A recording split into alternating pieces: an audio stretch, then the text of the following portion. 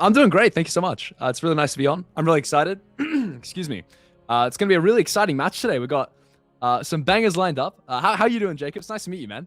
Yeah, it's great to meet you too, Splash. And you are absolutely right. It should be a couple good ones. Both of these in the top four teams in their group, so they're looking to make it to playoffs, and they'll be fighting hard to get a couple wins here in this best of two.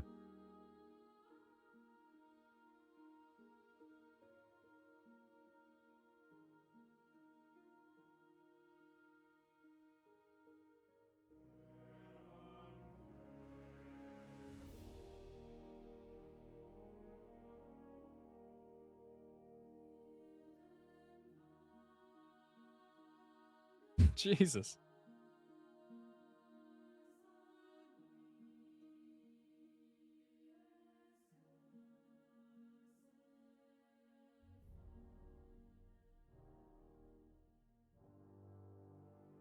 Yeah.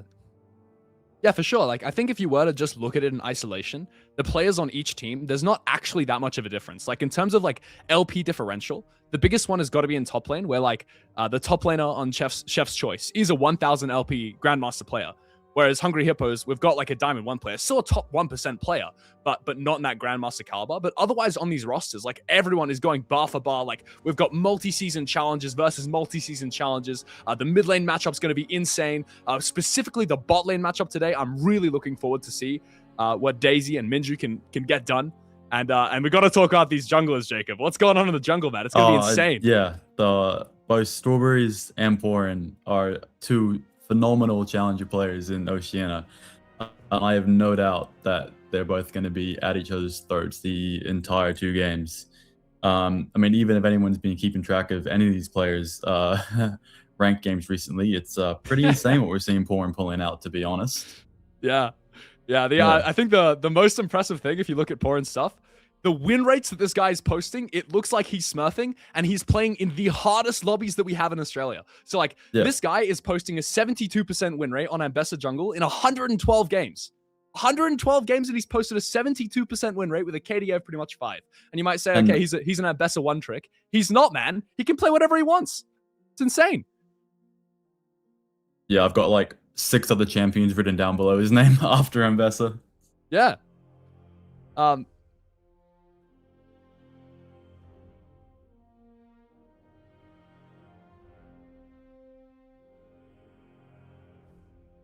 We're not seeing the Briar today. That is getting banned every game. If you're aware of Strawberries, you watch his solo queue, you will know this guy is just playing Briar every time it's open, and he's a beast on it. So yeah, I don't think we'll see the Briar. I'd like to see the Briar. I don't know about that.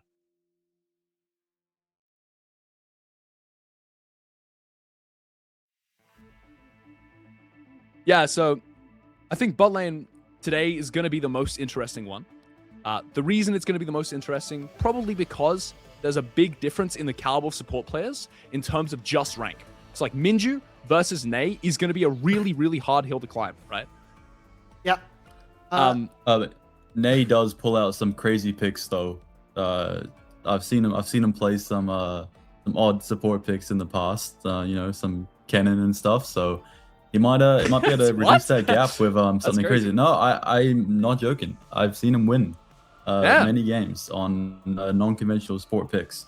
But the thing is, right, if you look at Minju's champ pool, it's solely pretty much enchanters. So yes, try to force them off of it into something maybe engaged where he's not so comfortable on. Could work wonders for Chef's Choice.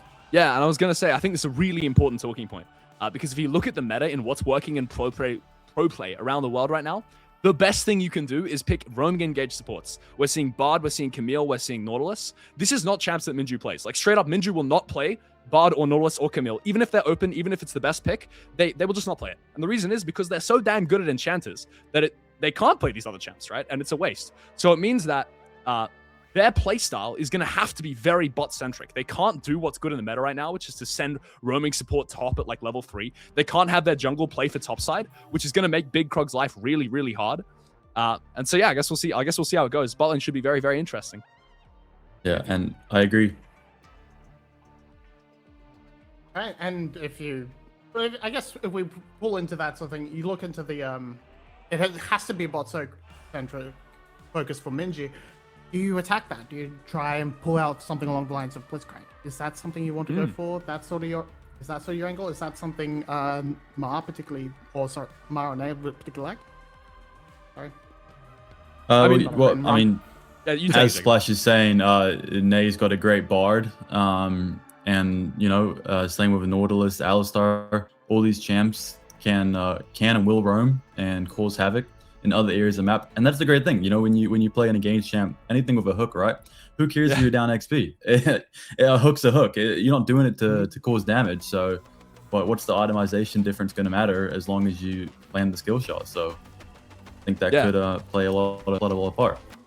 Yes, I think on the other end of things, I was going to say the champ pool that the chefs are able to bring, even though there is a big LP gap, even though Minju, Daisy are probably going to destroy in the lane, it is going to provide a lot more utility as the game scales. So, like, I think the laning phases might be a bit ugly. I think top lane is another story. We'll talk more about top lane in the game. It's going to be a similar type of idea where there's going to be a bit of a struggle in lane, and we'll see if we can figure out what's going on in the mid game. But the later the game goes on, I think the better chance that the chefs will have to be able to recover the damage that will be done in bot lane. It's just going to be about how oppressive is Daisy Minju on this enchanted duo, and can pour and play for it.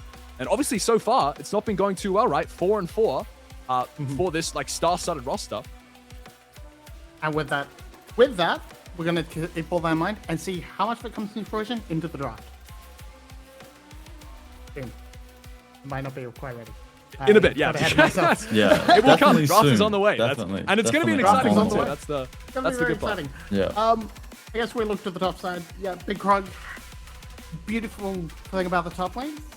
Maybe less so these days, but in big tanks. So do we see a big tank support, a tank sort of focus? We're going to find out. Now we go to the draft.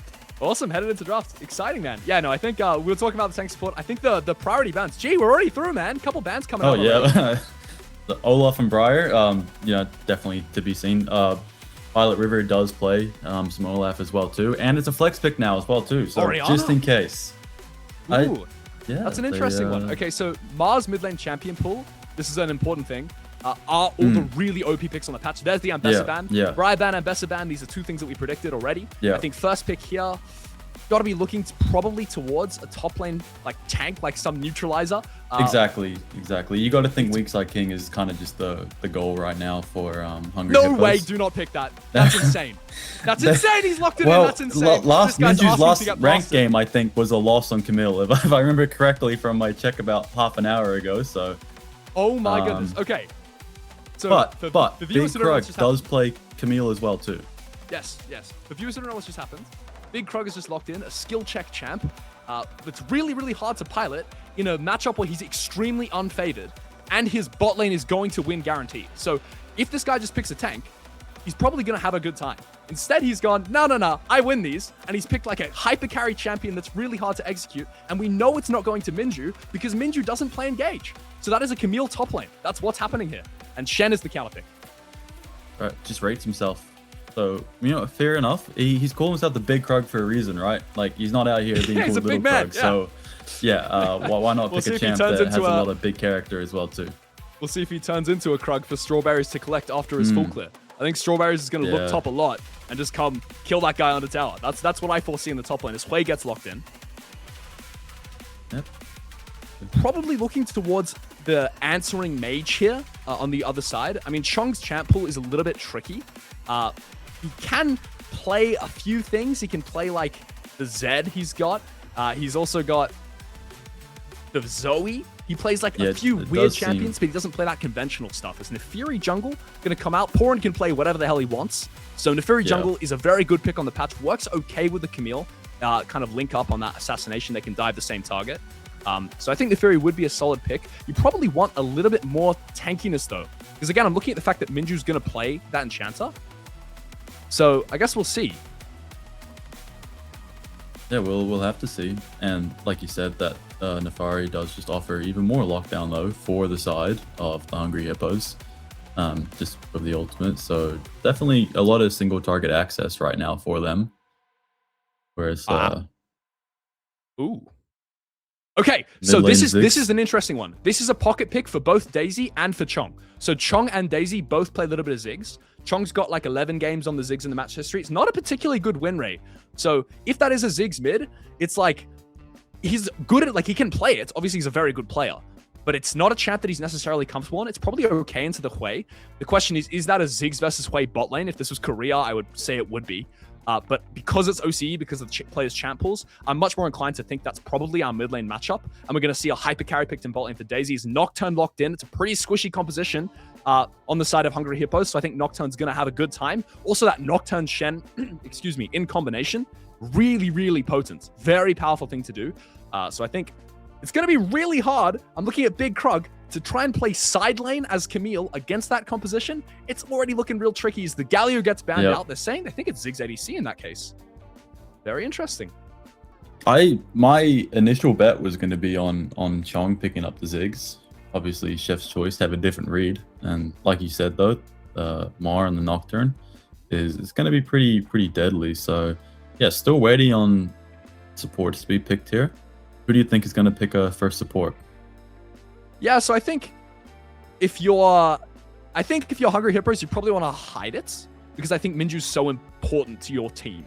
Like, Minju doing well is a really important thing. So unless Minju has, and obviously like Minju can kind of play whatever they want because they're so good, but Minju has a lot of picks that can dominate the lane. Like, I'm looking at like a Lux, I'm looking at like a Seraphine, that aren't necessarily they can be really good in some drafts and they can be really bad in other drafts. So you kind of want to see more. So I'm inclined to think Hungry Hippo is likely to just pick a hyper carry here.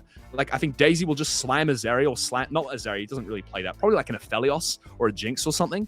Is what Daisy's going to slam here. Is a couple more bans coming through. Syndra ban's interesting. There's a Sound ban. See, I think this is just a bad read from Chef's Choice, because Hungry Hippo is like, what they're saying with the Sound ban is they think that's Camille support. And with the Galio ban, they think that's Ziggs ADC. Except it's just not, because these people, they don't play these champs, right? Like, Big Krug, he does play the Sound, but he plays Camille. Minju does not play Camille. So that has to be a Camille top. There cannot be a Sion on this game unless they're thinking Minju's going to whip out the Sound support for the first time. There also can't be a Galio. I mean, Daisy does play Ziggs, but it's such a weird thing if you've got an Enchanter support like player to think that the Ziggs is going to go bot. Like, you're not going to play like a Ziggs Karma. Like, I guess you could play it. I think it's much more likely for the Ziggs to be mid. Also, Chong plays it a little bit and Daisy doesn't. So I don't love these bans coming out from Chef's Choice. I think the comp is working together okay, and I do think they're still favored, but I think the analysis, potentially the preparation, a little bit lacking so far from what I've seen. This pick here, oh gosh, I had it wrong. They have first pick. This is going to be the ADC for sure, I'd imagine. And I think you go something safe. You go like a Varus or something, maybe an MF. Quan's been spamming MF in solo queue, so I guess we'll see here. Yep, could be. Got a lot of long list of champs that he could pick from, but I think you probably are looking for something that, well, it's not like the ADC has to, be a dodge. Never Interesting. Mind. It's yep. No, okay. It's actually not a dodge. Someone reported the player in the lobby all at once, and it killed the game again. Maybe they heard my analysis and they're like, guys, we need to redo bans. We screwed up. They I don't know. I don't think it's what's happened. So right. We're not entirely sure what's happened yet. There seems to be a bit of crash on the client side. We will get back to it. Until then, it's looking like an interesting draft so far. What are your takes on it? I'm curious to hear. Well, my takes, I agree for the most part with you. I'm struggling to see how the Hungry Hippos comp fits together. Yep. as the underdogs playing in this game, technically, they're not picking champs that you'd normally see someone who's trying to play safe pick, but that could be a good thing. Maybe that just means that they're saying that we're not going to go down in a slow game where we just slowly lose little advantages around the map and then get out. We're going to give it all 100%, and we either win it or lose it, but it's on our fault based on what we do. Yeah, 100%. I mean, I've got to say, I'm real worried about this Camille versus Shen, because he's counterpicked himself. Like, he blinded Camille on the first pick, and he's picked it into a Shen, which Imposter plays really well. Imposter's a great Shen. Oh, sorry. Imposter's the name he goes by in solo queue. Violet is the name we're using for the tournament. Violet uses the Shen really well. It's an amazing Shen player. Violet Rivers. And so I think that matchup's going to be really, really tricky. And it's a matchup that they need to neutralize it somehow in the top lane. They're going to need to neutralize this so they can create a lead in bot lane. And I think Strawberries is going to be licking his lips looking at that top lane. I think if there's some bad trades that happen early, which is very possible, Shen is a really, really tricky champion to play into in the early game, particularly in that matchup, right? Strawberries is going to have a really, really easy time just collecting kills under the top tower. As to update you, we've had tech difficulties, draft starting back up. Got a little bit more to talk about for now though, so keep watching. but yeah, no. So I think hyper-carry jungles as well picked up for both sides, if I'm not mistaken. If I can remember what the draft was, there was Nefaria in the game. Yeah, Nefaria Nocturne. So yeah, both junglers that do need to get ahead to really feel like they're making a massive difference. Either one of those playing from behind kind of sucks as a player. Nocturne playing from behind is the saddest thing. Yeah, Nocturne's the worst out of both of those, definitely, to play from behind. He's just charging into his death. That's brutal. Yeah. Like, just imagine the feeling, 0-4 Nocturne at 12-minute mark in the game, and it's like, Yeah. Okay, so I've heard that the draft we've had problems with. However, the players didn't have any problems on their end. It's just us. So the draft has finished, and we're just going to get into game. I think that's what's happening. So we're all going to find out together. Draft reveal. That's what lovely. happened. Yeah. It's going to be a big reveal. I'm sure it was interesting. Yeah. Like there we go. Gender surprise party, but for League of Legends. League of Legends draft. We need to... I'm waiting to load in. It's gonna be like the level 3. There's been 4 kills in the game. Like, you know what I mean? Like, yeah. All our assumptions are wrong, and Nefari's actually. Yeah, the Nefari's a mid laner. We've got like Ziggs top. Yeah. Yeah, Camille jungle actually. If this is Ziggs ADC, I'm gonna be really sorry. If Camille supports Ziggs ADC, I'm gonna eat my hat because this is just not what they play. Like Daisy Minju do not play this champs. So if that happens. On stream, you'll see me. I'll take it off and eat it. It's gonna happen. Yeah. I was thinking Daisy was just gonna next pick Inara. That was my what I was gonna say when we had the draft still up, and then let Minju take an enchanter. I suppose we'll see. So if I had to predict, I'd say like an Aphelios. Like you might see like Aphelios, Nami. Like I don't know. Okay, to be fair, I don't know what their favorite bot matchups are to play, but I would expect a hypercarry ADC like an Aphelios, like a Jinx, like a Yunara, and I would expect probably an oppressive laning enchanter support. So maybe like a Karma.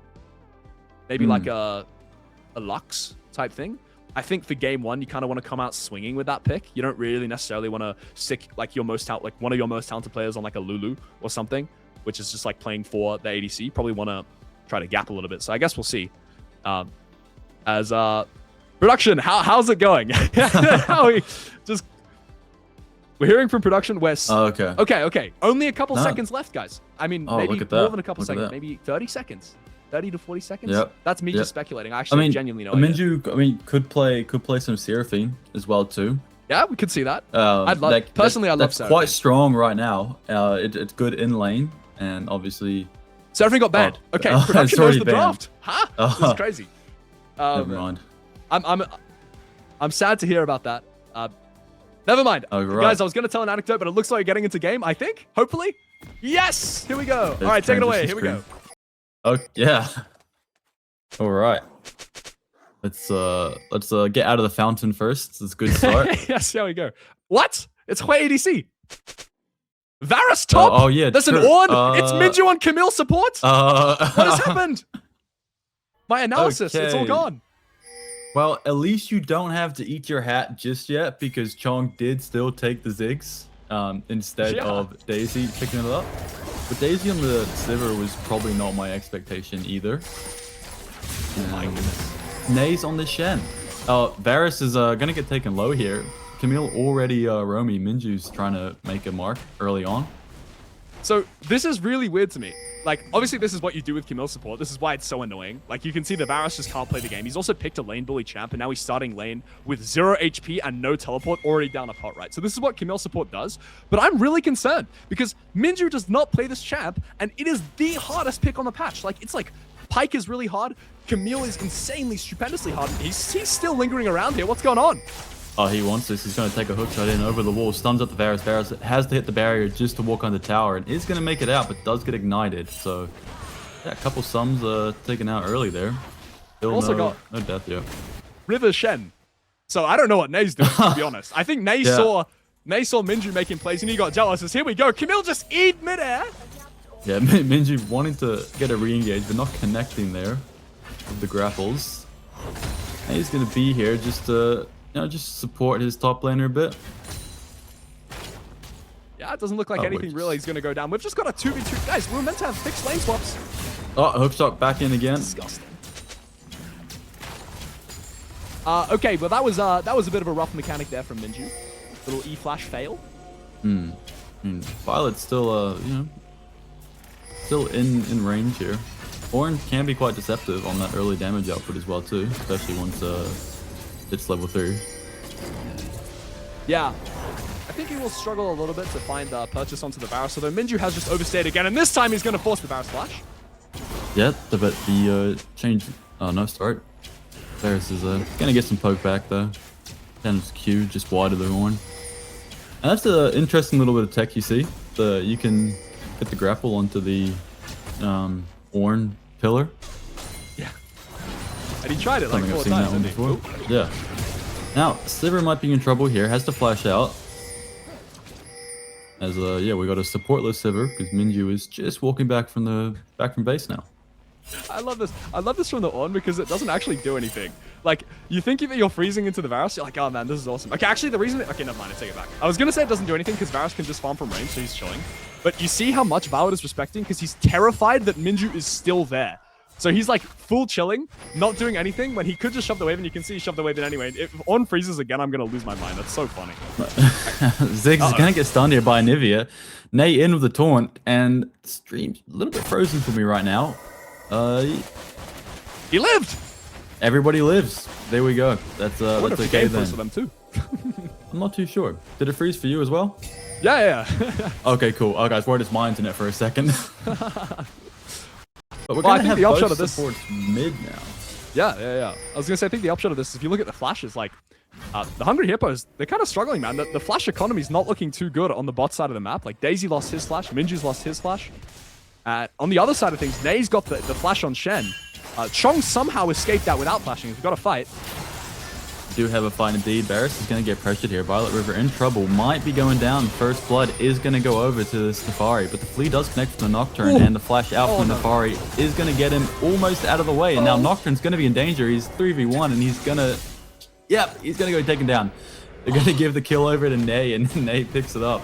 That's 2 kills now for the side of...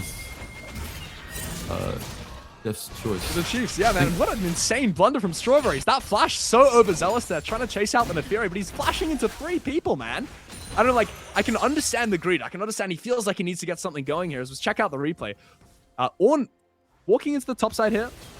I think it's a little bit late to roam here. Nocturne over flash here, so really good flash away from the Neferi. Camille can't engage here, but the Ornn is just in time there. Punishes Nocturne so badly here. Strawberries, that's a really, really bad death, because his Krugs are still up as well. So he didn't, like, his tempo is really, really screwed now for the rest of the game. Neferi gets the kill, walks away with her life, and is just going to keep full clearing. So I think Hungry Hippo is going to be extremely happy with how that play has gone. Yeah, this is a strong start for them for sure. They wanted to come out swinging, and so far they've landed a left and right hook onto Chef's choice. Play is level 6 while Camille's level 2. What is going on in this game, man?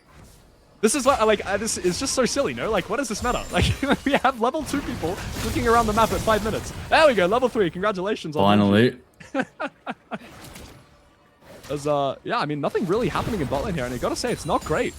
Like, if you're the Hungry Hippos, your win condition, I thought, was going to be trying to crush the enemy support. You have a 1,500 LP differential in the supports. I think it's a really big mistake not to just laning diff them. Like, why are we playing for our top laner? Why are we playing for Ornn Varus, man? I mean, I understand in the draft it's kind of necessary for you, but it's really not paying off. Like, Daisy's not able to get a substantial lead against Quan. You're just going to have a Hui free scaling into the game with Nivea. Varus is, like, meaningfully behind, I guess. That is true. But I think that really they should be, with their specific, like, abilities and how they can play, I think they have the wrong strategy coming into this game. But they might still be able to work. They can make it pay off there. As the Fury goes for a steal. Gonna get smited away by the Nocturne. Does indeed. Pretty even CS for the junglers at least. It doesn't look like Strawberries has gone down too much yet, but we might be, yeah. There is a ward in the river, so Violet will know they're coming if they step out, which they do. They are just going to walk back. And I guess the other way you can look at it is that they've identified what their weak link is. Like, they understand that that Violet River is, like, super heavily favored in the top matchup, and he's also picked a really aggressive counter pick, right? Varus into Ornn. Realistically, if that's an isolation, the Varus should just hard blast the Ornn. The Ornn should be like 10 CS and bleeding under tower the whole game. And because of the way they've played, Ornn actually is allowed to breathe. But my contention is that the resources that you're pumping into the Ornn are just not that effective. Like, what do we do? Like, Ornn just needs to build Bramble Vest and armor, right? And I guess, like, it does mean that the Varus is going to fall behind. And they've done a really good job of it, right? The Hungry Hippos have done a really good job of making this Varus on over 3 games. Here we go. Speaking of that. Well, the forward guard does come in. Varus is knocked up. Violet River's in trouble, and Nefari is here to back it up, and it's going to be another kill over to Porin. I'm eating my words, man. I'm eating my words and my hat. What's going on here? They're just blasting this Varus in top lane. He's getting destroyed. But it's a really good thing. Yeah. And the thing is, right, Hungry Hippos, they kind of have a... I'd say they have a bit of scaling advantage overall. Yeah, I would say that. You see the replay here. Nefari just ults. Like, there's just no way out there. To be fair, he's just overstepped a little bit trying to shove that wave in. I can understand the feeling there, but the Ornn ult just has so much damn range. I like that he didn't blow his flash.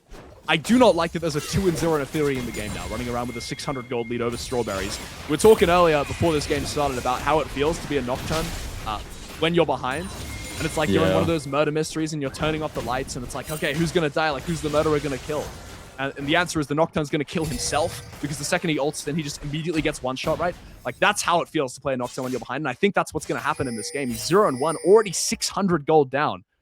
As the Void Grub's going to be started up here. Started up, not finished. They're going to let a Chef's Choice take the last 2 for that, as the Nefari does back. But there's that pre-10-minute Cyclo Sword. And that's a pretty dangerous dog now, or fox, whatever you want to identify the animal as. But yeah, some sharp teeth now. Yeah. Wait, just soloing bot lane by himself. Well, Nay is coming down the river again. I guess the other thing is it is also impossible to make any progress on this way. Like, as much as I can say, like, yeah, I mean, the Hungry Hippos should just play for bot, guys, because that's where their carry is, and they have a tank in top lane. Like, you can say that, but, like, what are we going to do to Hui? This guy is just, look where he's standing. He's so far back, just one-shotting waves, and the Shen is perma on him. So if Camille wants to do anything, she's just like, she can't. Look, she stepped for half a second, she lost half her health. Unplayable.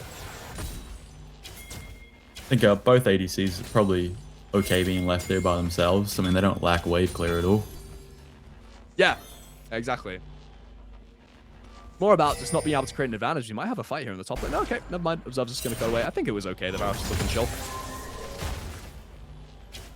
Yeah, it does seem pretty chill right now. Born's going to get spotted on that ward. Entrance to the river. Way finally getting some push in. Yeah. And the one thing we haven't talked about so far this game is the mid lane.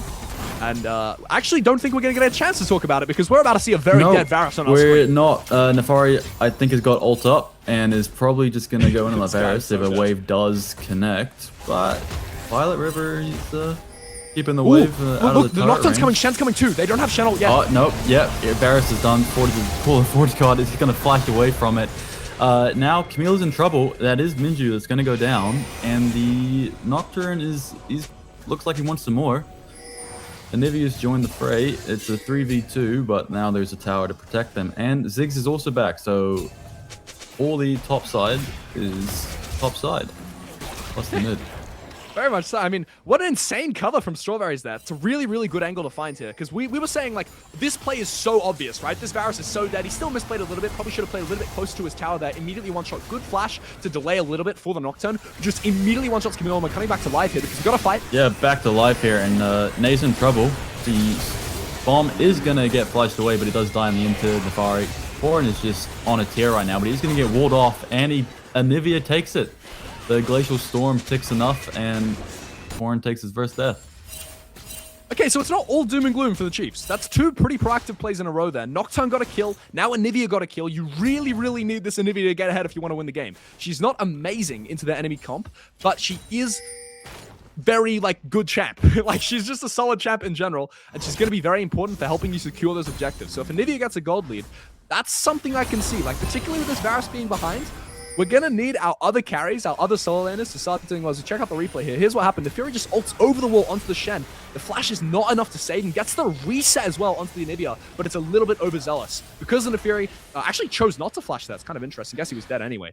But the Fury overcommitted a little bit for the Anivia and then loses her life in the process. And that's a very beneficial kill for the Anivia, but it is traded 1-for-1.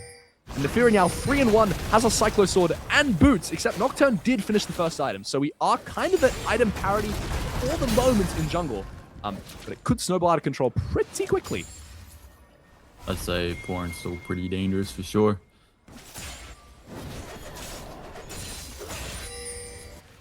Second Drake is spawned now, so Infernal Dragon is the next one. Yeah. The Chef's Choice is trying to get some priority on the area. It's pretty difficult if you are the Hungry Hippos to walk into an area after the chefs already have control of it. Necessarily, it's because of the champs they're playing, right? So we've got a Shen, we've got a Nivea, we've got a Hui. Also, like Varus is not there yet, but later in the game when Varus is grouping with a team, all of these champs are so punishing for you to click forwards into. If you try to click forwards into an Anivia, she's going to wall you, she's going to isolate you. Nocturne's going to ult on top of you, you're going to immediately die. If you walk past the wrong bush, you're going to get Shen E-flashed. If you walk, try to enter the space as a cohesive unit, then Hui's just going to find so much value throwing these spells into choke points. So, it's really, really important. I'll finish my point later. Yeah, why have a dead Varus again? An ult used and another ult used, and Violet River is going to be in a lot of trouble here. Ultimate from Shen comes out, and Nay's going to come up to protect his top laner. Wow, really, really good Chains of Corruption from the Varus there. Saves his life. I thought he was meat for the dog yet again, because this Fury is so fed. If any more damage landed, I think the Varus was toast. But the Shen ult combined with the Chains of Corruption just going to barely be enough to keep him alive. I thought that Varus was 0-4. A lot of resources committed on the top side of the map for both teams there, and not too much to come from it. But yeah, the point I was saying earlier, it's really important for the Hungry Hippos to, if they want to be able to contest objectives, they need to be really proactive using this Sivir to push waves so that they can get to the space first. They need Sivir on mid lane as fast as they possibly can before the next dragon spawns, before the next Void Herald spawns, Rift Herald, sorry, spawns, so that they can shove these waves in, so they can get first moves, so they can be in the spaces early. Because while Chef has so much ways of stopping you from entering, they don't have that many ways of entering themselves. In fact, they literally have none. They rely, the only way they can is just send the Nocturne in, but they've got no follow-up. So if they late the objective, the chefs, they're completely screwed. If the Hungry Hippos are late to the objective, they're also completely screwed. But we've seen so far this game, and maybe this is why the chefs are 7-1 so far in the bracket. 2 Drakes so far, despite being down so much gold in the early game, the chefs have managed to scam their way into 2 early dragons. So just by position, just by using mid-waves, they're doing a really good job in this game. Prioritizing those objectives for sure. And the gold lead, pretty much diminished for the most part. It was about 1.5k for a bit there. Now just down to a few hundred again. Yeah, it's impressive, actually. I'm wondering where all that gold's come from. You look at the mid lane, look at that Anivia, man. 800 gold lead in isolation. That's that one kill and it snowballs. She's managed to get a plate. The Ziggs has no such access to the tower. She's got that Rod of Ages ticking up. It's going to scale, eventually give her a free level. I think this bird could be a big problem, particularly because there's so much burst damage shotgun. Let's actually hold that thought. Might be a fight here. Fight over Scuttle, but doesn't come together. Yeah, but it's going to be really hard for Hungry Hippos. Yeah, it's going to be hard for the Hippos to kill the bird. I think that's going to be real tricky. Is the one going to land the W? Maybe. Varus is definitely pushing in. Put that charge shot. Feels safe for now, as Strawberries is, up in the Rift Fjord area. And they do have vision on Minju. Yeah. Glacial Storm onto Horn. Yep. It does. This is what I'm talking about again. It's so hard to contest this now. Although they don't have all the pieces in place here, right? The Anivia's a little bit separated. So here comes the call of the Forge God. Yeah. Root does connect him to the Orange, so he misses the reactivation for it. And the ult out of Horn is going to land onto the Varus. And the Super Mega Death Bomb is very big indeed. Yeah, I mean, that was a big zigzag, man.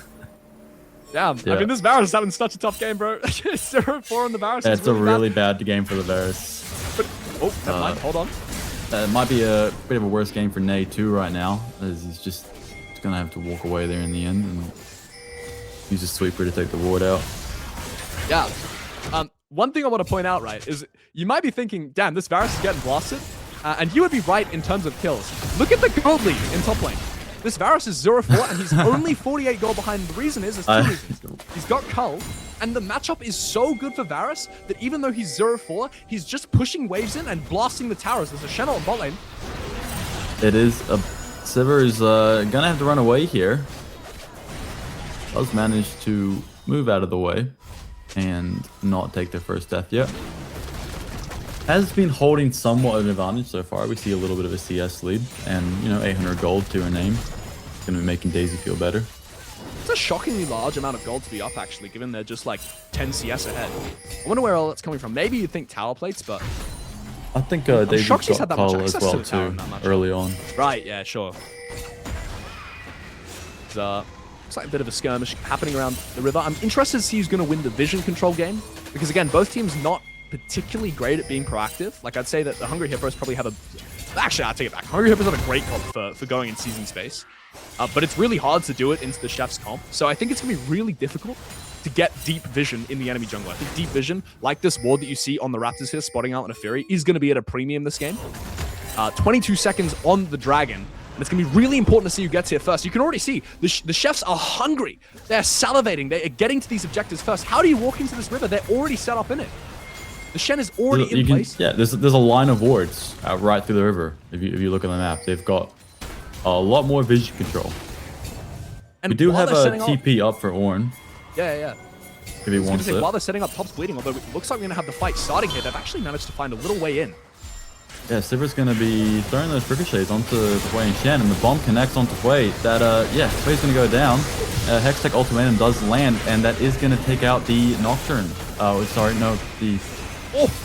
an Anivia there. Glacial Storm is going to get the Ziggs.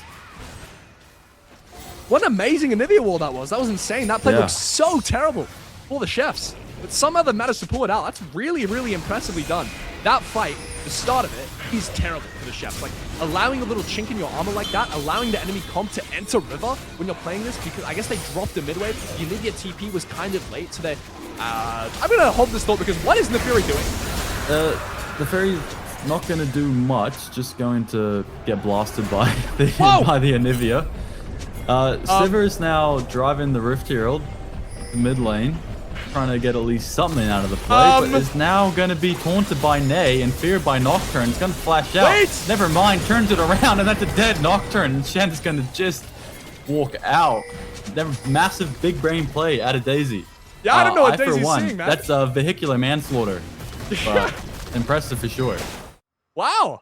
What an angle, man. This is not an angle I would see. Okay, so we're going to see the replay. This is what I was talking about before. You see how they've managed to penetrate the lines here? They're coming between the two members of Chef. But somehow Chef managed to turn this play around. The Nocturne does so much damage. The Whale kind of peels the Sivir. She's too slow to be able to hit the Nocturne, who then clicks back, barely lives on 1 HP. And then that Anivia wall is just brilliant. From the mid laner, saving the play there. Chef's made a big mistake and managed to bring it back, although Daisy, with some insane driving at the end of it, managed to clutch it up. I still don't know what the hell he was seeing that made him go for that play, but I kind of love it, man. It's gone pretty well for him. I thought Strawberries was dead there, messing me up for a second after he flashed away. I thought he was off the screen. Top tower died, by the way, in the meantime. That's what I'm saying. Like, this Varus is 0-4, and he's just full blasting the Ornn in isolation. Top tower just died. He's chilling, man. He's up 150 gold. His game state is so good. The stream is frozen for me. Yeah, I'm trying to see the game state right now, and I can't quite see it. That's okay. Heard from production that it should be okay. Just need a couple seconds to refresh, and here we go. We're back. To an extent, where we did progress. The game state has progressed. We can see now that Chef's Choice has a gold lead. By the way, that's good. We can see the timer as well. We can see time is progressing, and we're back. The game is progressing indeed. Doesn't look like anybody took a fountain trip though. No.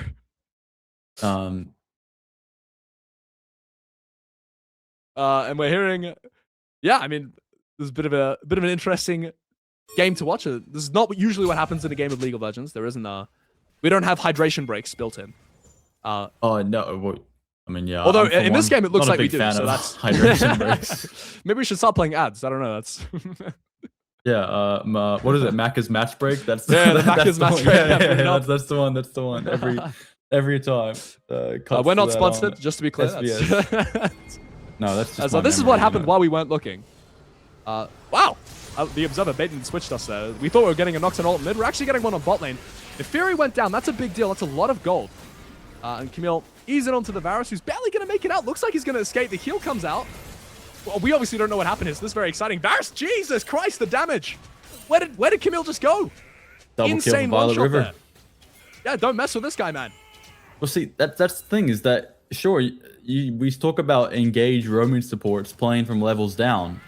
That's okay if it's like a traditional one, but Camille without ultimate doesn't really have that much to offer anymore. And when the damage is at level 8 to a level 14 Varus, if he's on 1 health, he's still probably going to take the fight. Dude, this is what I mean. Like, I think Camille's support is just so sketchy if you're not a one-trick.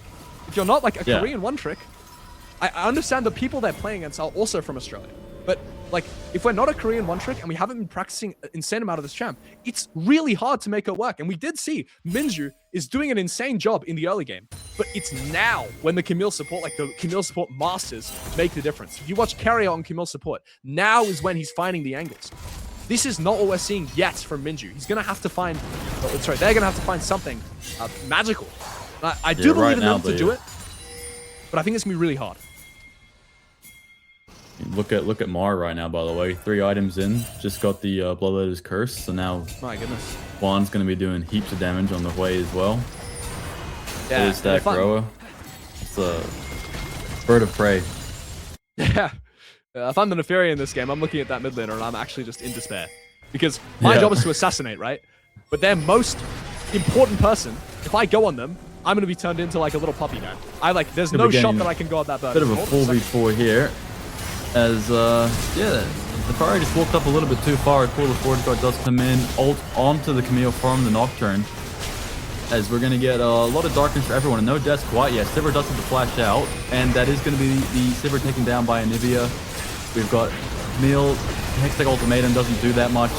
Spiraling Despair finishes off Minju, and now Orange is going to be slowly burnt by this Way and Anivia combination. Does get Nay though in the end. So maybe a bit of overstay there from the support for Chef's Choice, but it's going to result in Dragon Soul for them anyway. So I don't think they care too much. And look at that damage, 4.5k from the Anivia. How did they manage to scam a 24-minute soul in this game state? We were losing the early game and we have 24 minutes soul. What is going on? That was some insane, crazy slop team fighting, but I loved it, man. It was really good. And they're gonna get the mid lane turret off the back of it. Still no. No, that's fine. That's fine. I did cut off a little bit weirdly. That's all good. So we're gonna be 3 towers to none right now for the side of Chef's Choice.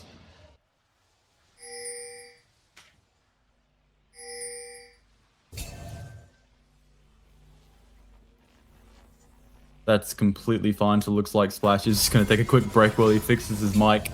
So yeah, let's see what happened. See what's happening.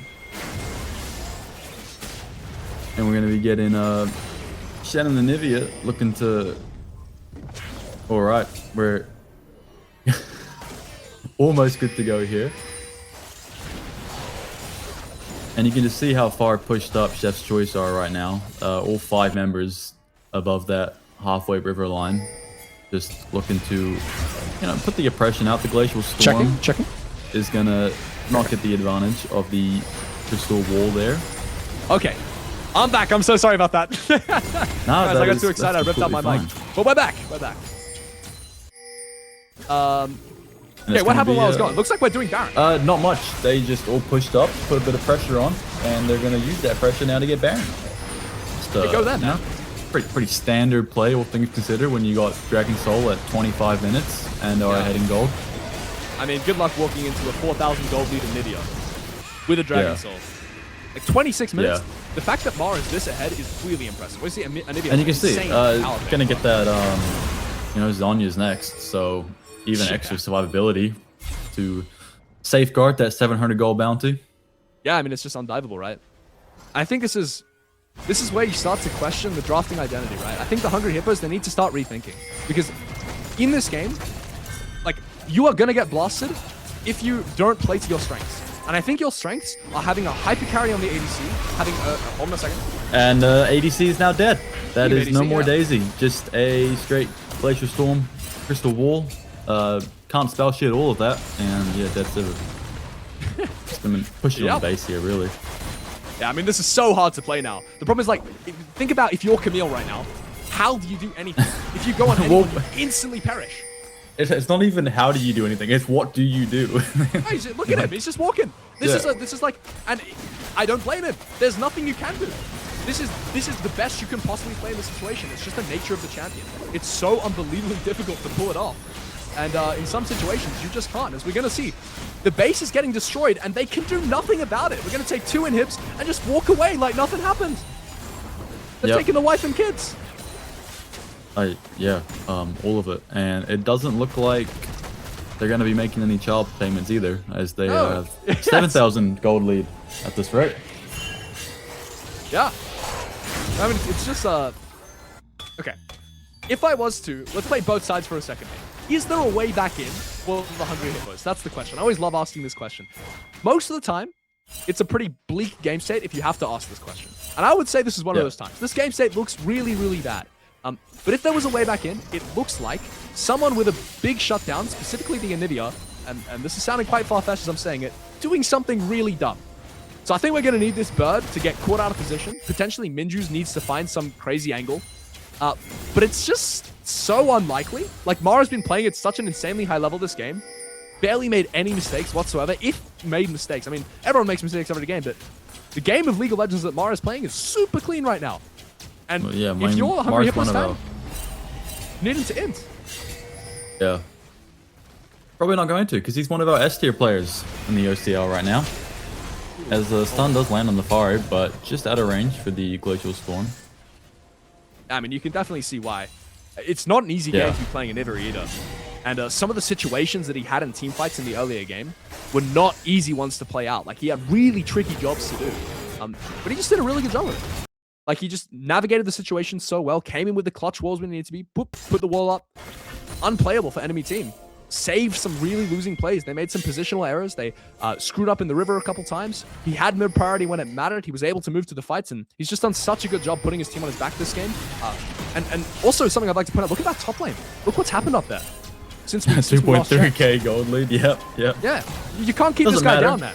Yeah, Violet River can be 0-5, but who cares? Still gonna get a gold lead. Oh, yeah, he just silently did his job, right? In this game, his job is not to carry the team fight. He's got a bird doing that for him. All he did was just push top and break the towers and make the Ornn not be able to move. And he did it really damn well.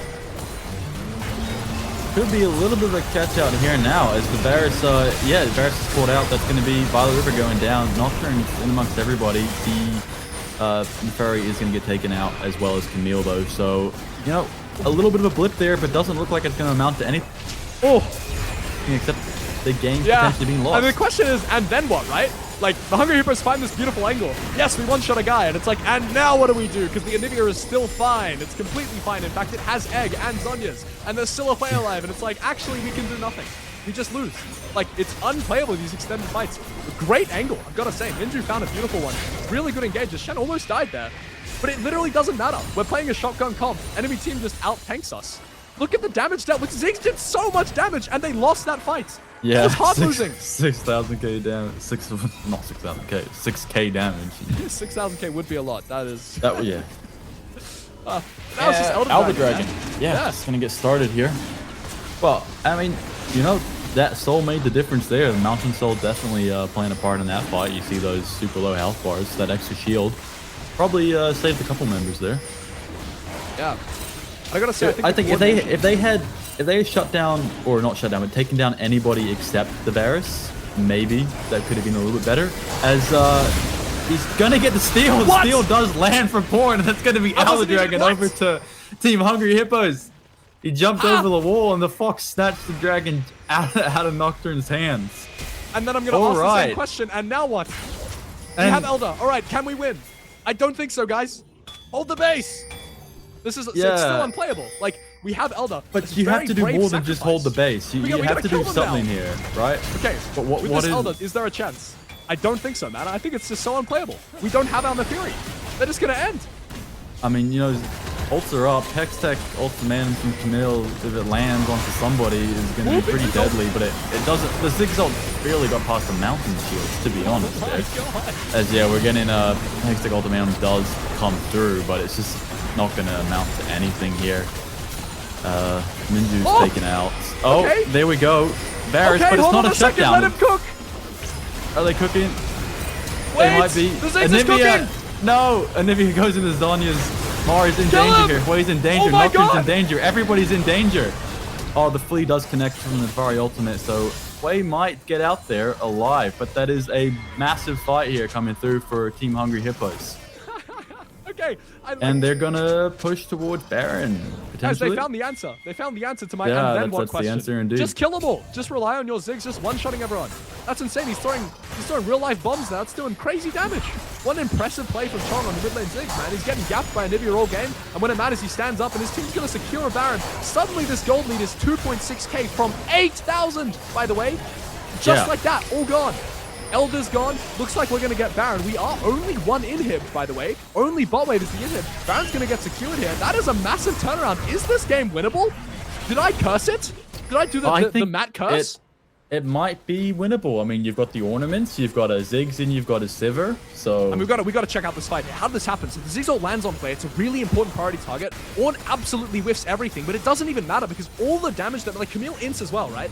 Camille does nothing in this fight. She goes in, instantly dies. Ornn misses his whole combo, but it's a one-person roster, man. I mean, two-person. The Sivir and the Ziggs had so much time and space here just to throw spells. The Varus gets taken down, Imposter goes down. Look at that Ziggs Q. Look at the damage. It's insane. Nocturne's dead in the GA there. Anivia flashes forward, tries to find something, goes gold, and she just can't, man. Ziggs is doing so much damage. It's ridiculous. Maybe it's winnable, man. I'm seeing the future. I'm seeing a future where THH claim this game from the depths, but it's going to be tricky. 1.2k gold now the lead. Yeah, the Chong Ziggs is definitely doing work now. And they managed to get their first tower. And that's, at least there's a lot of gold left on the map for them to obtain. With this oh my god, Ornn ult! Oh, massive engage here from the Ornn. It's going to get the flash out from Juan. As the lights are taken out. And Anivia and Varus already very low. They might have to back out here. I don't think this is the fight that Chef's Choice want to take right now. And Porn thinks the same thing. He's going to ult in and take out the Varus again. Nay is in a little bit of trouble. What? What is happening? And now Mar is just not walked away enough and has to go into Zonya's again, but he's going to get taken down. Sivir is doing a lot of damage. Hextech ultimatum onto Quan and Nay. Yeah, Quan and Zonya's, but it doesn't matter at all. It's only 2 seconds longer he gets to live. And with a Baron buff, are they going to end? Pushed into the base right now. I think they can end mid, by the way. I think it's over. I think that's the game. It's just going to walk mid and end. Is this how this game ends? Right now. Is this serious? And those aren't your two big wave players, are they? They're doing it! They're literally just walking. They killed everyone, walked mid and ended. This is League of Legends, man. What did we just witness? Welcome to OC Halos. Never mind, here we go. Yeah, that's... they're gonna... No. Double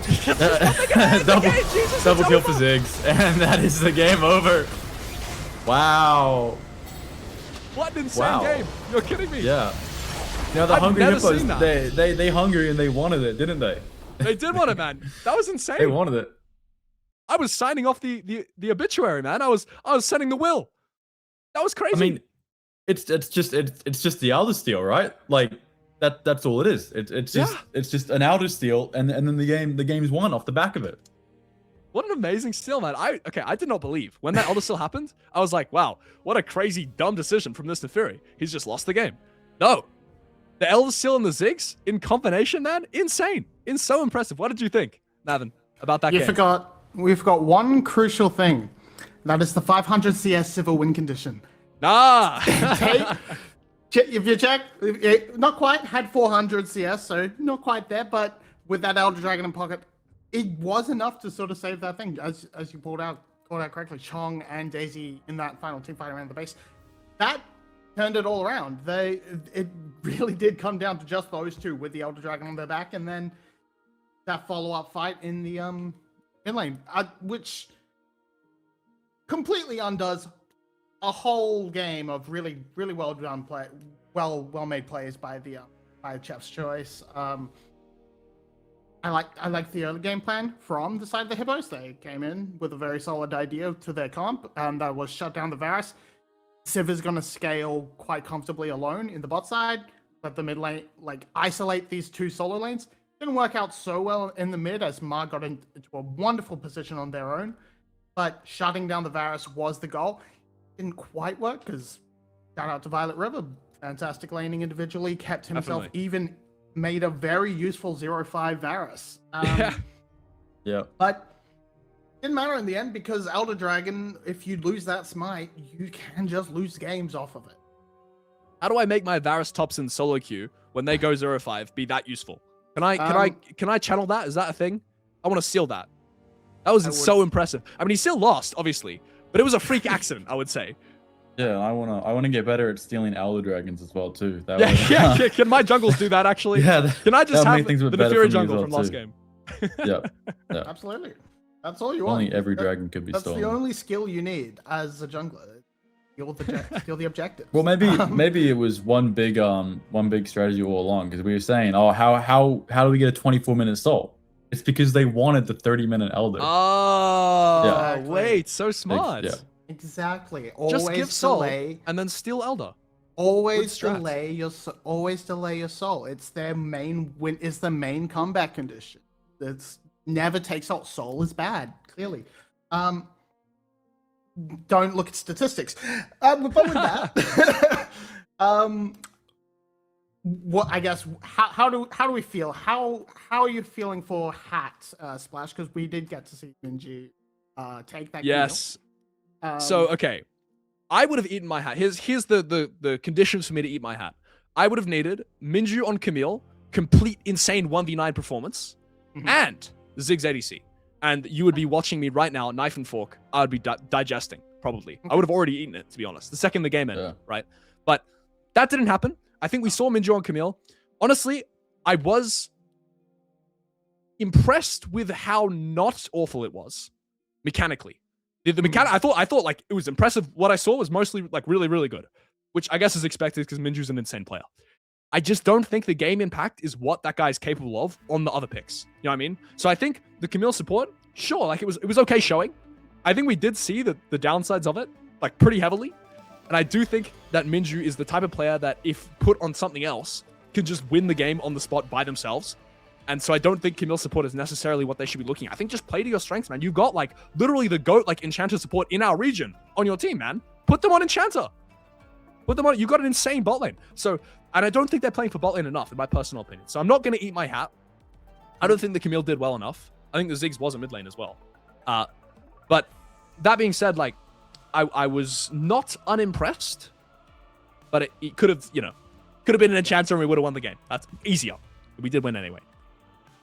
Yeah. So we still want the Hippos to try to play back to the bot lane, play what we expect. Looking at the names of the players on this roster, Jacob, do you want to see the Chef's Choice? Do you want to see them try and switch it up, or just freak accident, run back, roughly the same sort of thing?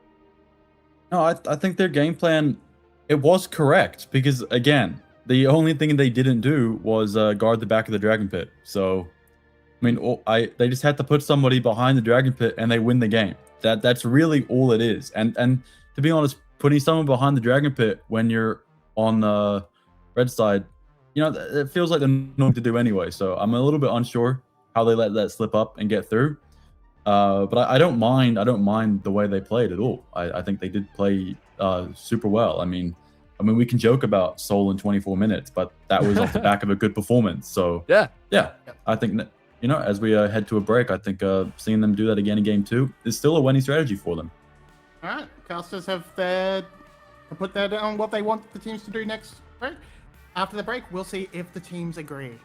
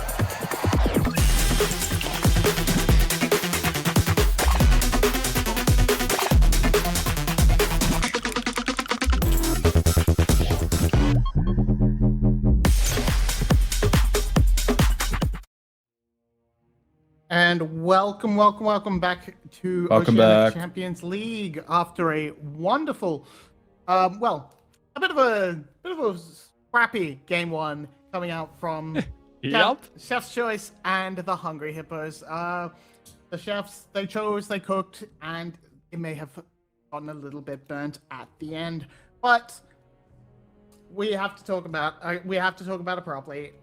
It was a bit of a not. I don't want to use the word fluke, but it was a bit of a fluke. I think you can use that word here. I'm not gonna go on a limb. Pretty crazy game. Yeah, they stole Elder Dragon at the end, and after winning such a game like that in such a dominant fashion, 7k gold lead at one point, 4k individual gold lead for Ma with a standout Anivia performance, you lose. Yeah. How does that affect you? Keeping in mind it's a best of 2, you only have one more game to play no matter what. How does that come through? I mean, yeah, I think particularly for Ma, it's got to be pretty frustrating, man. Like, and I know like they're professional players, right? They're not gonna be they're gonna be trying to deal with this. They're gonna be in a team environment, it's the type of thing you would have dealt with in scrims before. But still, like, you're on a stage game like that, you're in such a dominant position, you individually holding your team up on your back, and because of like a pretty silly, like flippy error and one bad fight in enemy base, your entire beautiful game just collapses in front of you, right? I think that is quite a hard thing to deal with in like the 5 minutes that we have between games, right? 5-10 minutes. That's tricky. So you just gotta send it out of your brain. Right? These players, you hear professional players, like I heard Busio talk about it after really tough MSI performance. These professional players, they're like trained to send this away. It's something you can't think about. You can't think about last game's mistake going into the next game. And that's something that pros are really good at, but maybe not in the OCECL scene. We're so practiced at it, but it's definitely something that Ma's going to get some experience at. I'll tell you that. Going into this next game, it's going to be really hard to try and focus up. But I reckon you can. Yeah, I mean, I'll say, I personally, I think Strawberries is probably feeling worse about that. Oh, yeah. I mean, like, if I'm a jungler, right, and I've got Soul Point, I've got my 4 dragons, fine, you know? Like, I've already won a couple of smart 50-50s, and then you go into a situation where it's, you know, Elder Dragon, your team's ahead by 8k gold, and you let it get stolen, even if their team could have set up better around the objective, right? It's still, you still feel like it's on you. That's like a head in your hands, just, you know, moment 100%. After that, because it's like, well, end of the day, regardless of team play or how anything was set up, if you just press the button quicker, you win. Yeah. And when that's the sole difference between winning and losing the game is just who pressed the button the quickest, it's never going to feel good for the person that loses that, you know, button pressing no matter what. And it means everybody else, they've got a mental scapegoat for themselves, right? So Mars will be like, well, if my jungler, you know what? Yeah, no, sorry. So I'm so sorry to interrupt. That was my bad. No. I was gonna say, I think as well, like, on that, the decision directly after the Elder Dragon is probably a team decision, right? But it was, okay, we're 5v4. We know they have Elder Dragon. We can end the game kind of whenever we want. But we're 5v4 right now. Let's go and try and end, even though they have Elder. That decision, that is a whole team thing, and that is going to be haunting them. You know what I mean? Yeah. That is going to be... You could wait it out. Yeah. You could just wait it out, right? They could just chill, wait for Baron, go get Baron, do a better job setting up for Baron. And then, you know, obviously, you're so right. Strawberries individually is going to be, like, in torment, in hell. But as a whole team, like, you're going to lose faith in that team, like, in that decision-making. Like, that's a pretty scary thing. That's a pretty scary way to lose a game. Up 8k gold, right? And make a really, really bad decision. Two bad, like, plays in a row. Bang, game over. And you got to give props to the Hungry Hippos, right? That's a really impressive situation, particularly the Ziggs right there. God, he's got to be riding on a high. What an insane base defense that was. Absolutely. And I guess when we look at Strawberries, we look at it, what we want coming out of him, and beyond just the smite, even he's meant to be the best, like the highest ranked player on the team. He's one of the best players in the league, in the region. But even then, Porin just kind of took it to him. We highlighted Porin before the series as like best junglers in the region, and absolutely showed up huge. And Strawberries on this Nocturne just not get rolling at all. His first paranoia was pretty much trying to defend top lane. Tried it out of 1-for-1, so that was okay, but just always second to the play, felt like. Yeah, I agree. I think that the Fury was a really, really big contributor last game. And I think the fact that the Fury was so big, and I don't know if you agree with this, Jacob, is part of the reason the Nocturne felt so small. Do you know what I mean? Yeah. Warren's feeling informed though. Like, okay. Even if it's not pro play, you come off the back of winning 15 out of 20 ranked games. You probably feel like you're going to win your next game. That's just how it is. So, yeah. In his head, and that's kind of, and when it comes to a confident situation like going for a Dragon Steel, if you feel like in this instance you're not doing anything wrong because it's worked 15 games previously when you've just gone for this play, it feels good. And I think he'll probably want to play a champ in the second game that he feels good on, again, one that can make a difference. So I think that's what we were looking out for in draft. Yeah, I think looking forwards ahead to draft should be starting relatively soonish, but looking forwards ahead, probably what we're going to see. I think Ambessa ban guaranteed. I think Briar ban guaranteed. I think Orianna ban, probably going to see the same type of bans. I think particularly after that Ziggs performance, like Ziggs is a pocket pick. Ziggs is a pocket pick for, gosh, the name's eluding me, for Chong. Ziggs is a pocket pick for Chong, right? Otherwise, Chong kind of plays like Zoe and Zed and like these really weird champs. And so I think this game 2 draft is going to be a lot harder because on the other end, Mar's just coming back off the heater, like an insane game, like an insane heater of a game, right? And Mar has Orianna, Syndra, Anivia, Victor, Azir, like he's got all these champs. And on the other side, we're seeing like Zoe, Zed, LeBlanc, very weird characters. And Ari. And we've just picked like, I give a bit of Ari, yeah. And we've just picked like the most standard of those, right? So I think it's gonna be pretty tricky. That mid lane draft, I'm really curious to see where Chong goes with that. I think draft starting very soon now, so that's gonna be exciting. Yep, draft coming up. As you say, draft is starting right now, so I will take a step back and let you go. Thanks so much. All right, exciting. Here we go. So bans coming through. See the Briar ban, see the Ambessa ban. Lulu and Seraphine ban. So they're recognizing the same thing that I was, which was that, hey, these guys should really be playing Buddy Enchanters in the bot lane, man. I don't know why we're not doing it. And so they're going to ban them out. And I think it's a really good idea. There's the Orianna ban. And Caitlyn insta-lock. That's a Quan pocket pick right there. What do you pair with that? So Karma is open, by the way. I think there's a lot of onus here on Hungry Hippos to take away the Lux or the Karma. Because we know that like Minju's a really good Lux player. Victor is an interesting first pick here. I'm not entirely sure what's going on there. But you kind of want to take away a Caitlyn pairing. If we're gonna have Victor Jace blind, and that's just crazy. I think it's Porin's Jace, right? Has to be Porin's Jace. Yeah, I was gonna say it's probably Porin's Jace. We're not seeing Big Krug on the Big Jace, bro. We already saw Big Notes on the Big Jace and MSI, and he didn't do too well on that one. Hey, 1 and 12. No, anyway. that was rough. All right, let's see how we go here. So we've got a Jace, we've got a Victor. Bit of long-range comp. I think Caitlyn's going to be pretty happy with that. I mean, Caitlyn usually likes people coming into her anyway, but she's one of the better ADCs when it comes to shooting squishy people from long range. Although Jace is kind of the king of shooting squishy people from long range. So if Porin gets ahead, it's going to be a bit of a tricky situation, as we're going to see a Wukong picked up the Strawberries, I would imagine. I don't think we're going to see Violet River's Wukong top, although I'm here for it. That'll be fun. And now we've got some engage. We've got some setup. I really think you do want to take away either the Lux or the Karma here and then ban the other one. But I think on 3, Hungry Hippo is very likely to take whatever you don't take. So if you take Lux here, enemy team's going to take Karma. If you take Karma here, enemy team's going to take Lux. If you take something that isn't those two, Minju's just going to take whichever one of Karma or Lux he wants to play more. And then they're going to play some insane bot lane pairing. Probably not entirely sure what type of hypercarry you want to play into Caitlyn. Maybe they'll play an Aphelios to try and match it. But I really don't think you want to let Minju have whatever he wants. And there's an Ari locked in there for Mar. Okay. So now Minju gets the pick of the litter. So if Minju doesn't lock in Lux or Karma here, then I'm completely out to sea. But I think it's a really good play. Minju can play whatever he wants. Like if you like either of those two picks. It's actually going to be Scion there locked in. Okay, so this means they're dropping bot lane. This probably means that Minju's disrespecting Nay a lot, actually, is what this means. Because if Minju, like, thought that Nay was going to be really threatening, thought that Caitlyn Lux or Caitlyn Karma was going to be really threatening, so we're going to lose draft again, very unfortunately. If Minju really thought that, then they definitely would have stolen one and then banned the other, right? And made sure that this Caitlyn can't be a problem in lane. But they didn't do that, which means that Daisy and Minju are just being like, nah, you guys suck at Caitlyn. You can't play Caitlyn Lux. You can't play Caitlyn Karma. We will clap you on whatever we play. And I'm kind of down for that. I think that's kind of cool. It's a Scion locked in, though. What do you make of this Scion here? It's kind of interesting.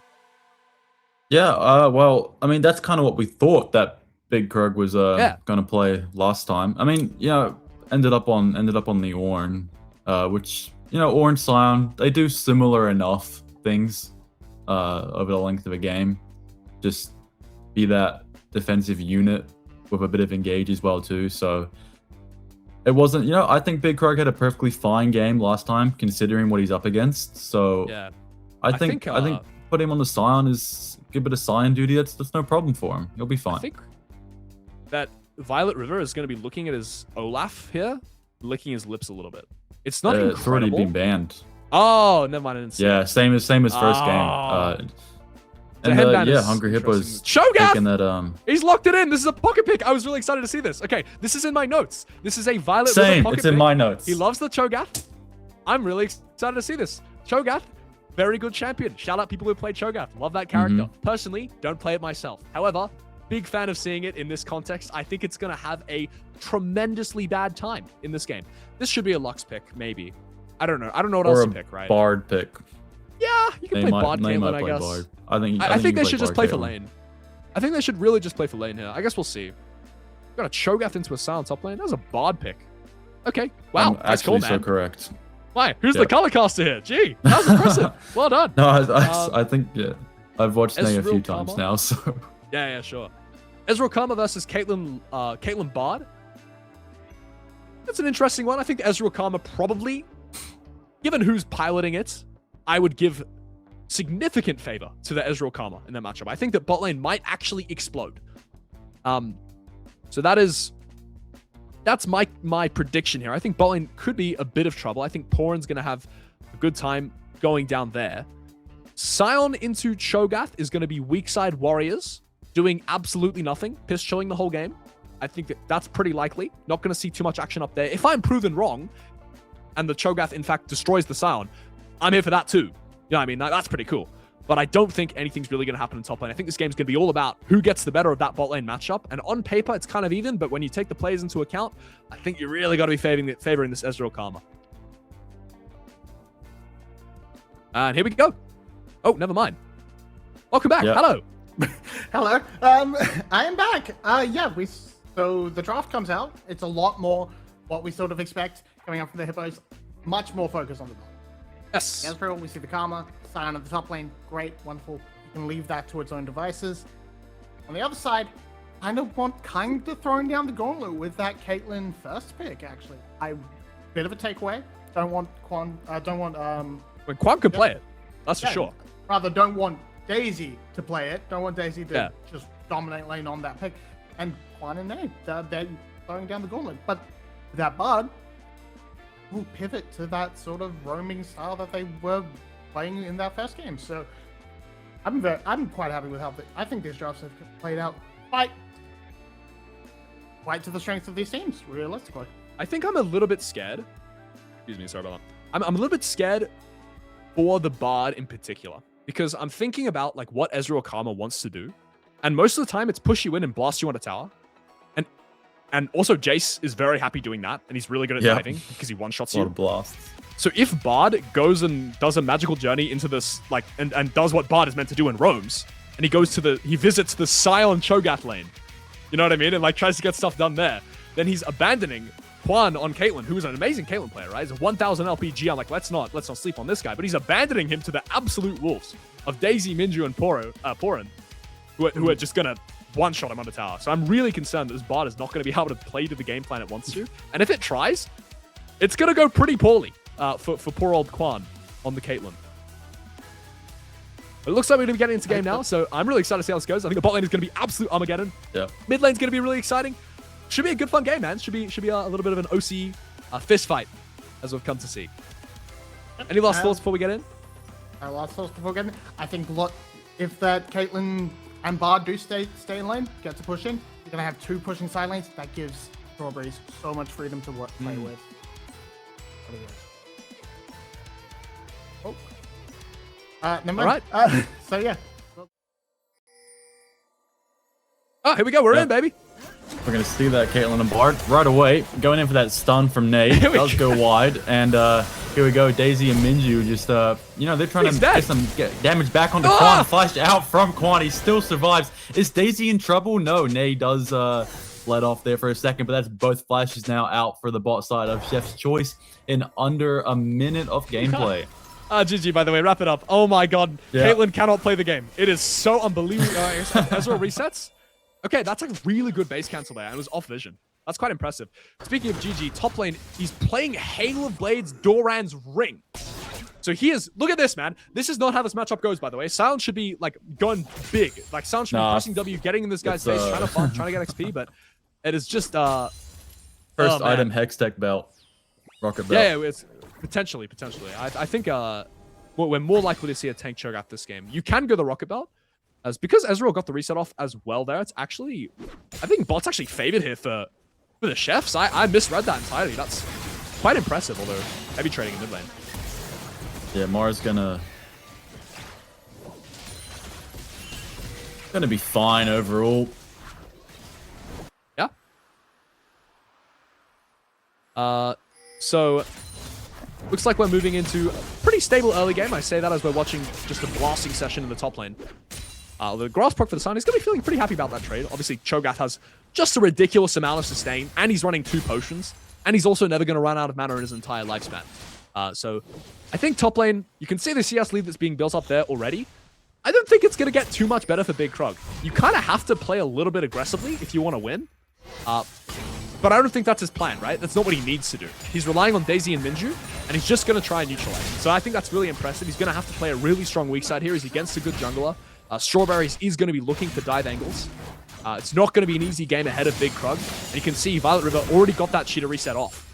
And that's pretty nice here. The wave's going to bounce back into him now. And he's going to have a pretty threatening kill window with Wukong potentially coming on the top side as well. So it depends what Strawberries choose to do. He might contest bottom scuttle. If they want to play really aggressively to try and get the Cho'Gath ahead here, Strawberries will instantly base. But I think because they have bot priority, they're probably going to play for the bottom scuttle instead, and I like this call because it makes Porin's life a lot harder if this Wukong is able to get this bot scuttle, although there is a bit of a fistfight going on mid lane. We see a replay of what was happening in top lane. Yeah. Never mind, this is the live game. This is the live game, and it is pretending to be a replay. It's tricking us. Convincing. Interesting. Those extremely convincing. Big Krug doesn't get stomped just yet. He's gonna have to be walk away here, but he's not, you know. Gets out. Oh, no, flash in from Violet River. Hit the minion. Lost Yes. auto. Oh, there we go. And that's going to be first blood going over to Violet River. I thought Big Krug walked away from that one for a second, but no, the stomp caught him on the edge. And this is the kill timer I was talking about. It's the exact kill timer. It's because of the cheater reset, because the Scion doesn't play aggressive enough in the early levels. So he gets a free 3-wave crash into a cheater reset. There's heavy trading in bot lane. I don't think anything is going to come from it. He gets a 3 free-wave crash into a cheater reset, and then he... Never mind. Stun lands onto Minju. That's a dead Minju. Caitlyn's going to pick up a kill here, and Quan's feeling good. And now Daisy's all alone in this Ezreal.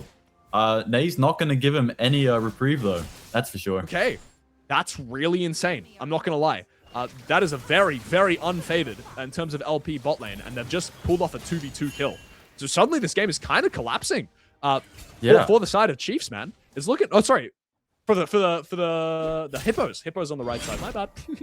I was gonna say that's the exact kill timer. Sal needed to live that one timer. If he played slightly better in the earlier lane, he wouldn't have died on it. He could have potentially been a little bit more cautious on crashing the wave, but instead, Violet River knows his windows and he's gonna find it. And now Strawberry's here on the Wukong. He's gonna bonk Chong on the head and take him down, and that leaves Minju alone in the mid lane as Karma, but that's not where the Karma wants to be. So, and that feels so bad, right? The Karma roams to help mid. And mid dies anyway.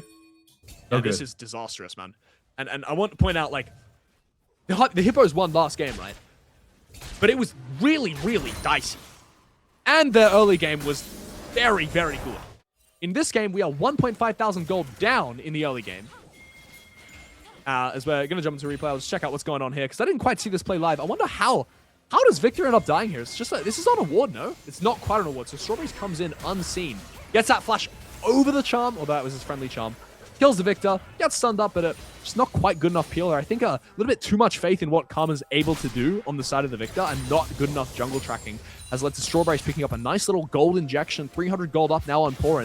It's kind of the inverse of what we saw last game, right? Last game we saw this, but it was the Hippos who had the advantage.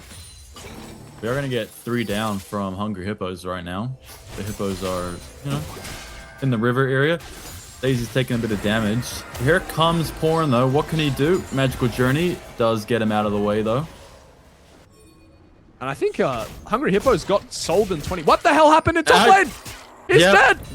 Big There's been a Krug kill! goes down without a fight. A murder! A cannibalism. He ate him as well. Yep. Wow. That's really bad for the game. I'm just going to point out the obvious here and say that. Yeah, that was so quick. I didn't even. Kill on Silent twice. I was still registering the fact that he was dead as soon as the cam cut to it. Yeah, I was like, this is a weird Silent skin. Like, what's. Why does he look like. Oh my god, it's his zombie corpse. That's why. How did this happen? Oh, what a good cue. What a good cue. And he's going to. Oh, just eats. Oh, finishes him with a W. Jesus, that's disgusting. Disgusting. From Violet in the top lane there. Absolutely gappage. Very happy to see it, man. I do love the Cho'Gath. This is the go. Full tank Cho'Gath as well. Yeah, no funny business here. He's just going to play the full tryhard, full tank build. He's not going to be a Baus impersonator, which I'm very glad to see. That Cho'Gath is going to be very hard to kill, I think, if you are the Hungry Hippos. Because I'm looking at a Victor, I'm looking at a Jason, I'm looking at an Ezreal, and I'm just not seeing it, man. I don't know how we're going to take down this giant dinosaur in the top lane. The giant dinosaur also has a pretty big bite power as well, too. Yeah, it's just one-shots you, yeah. Yeah.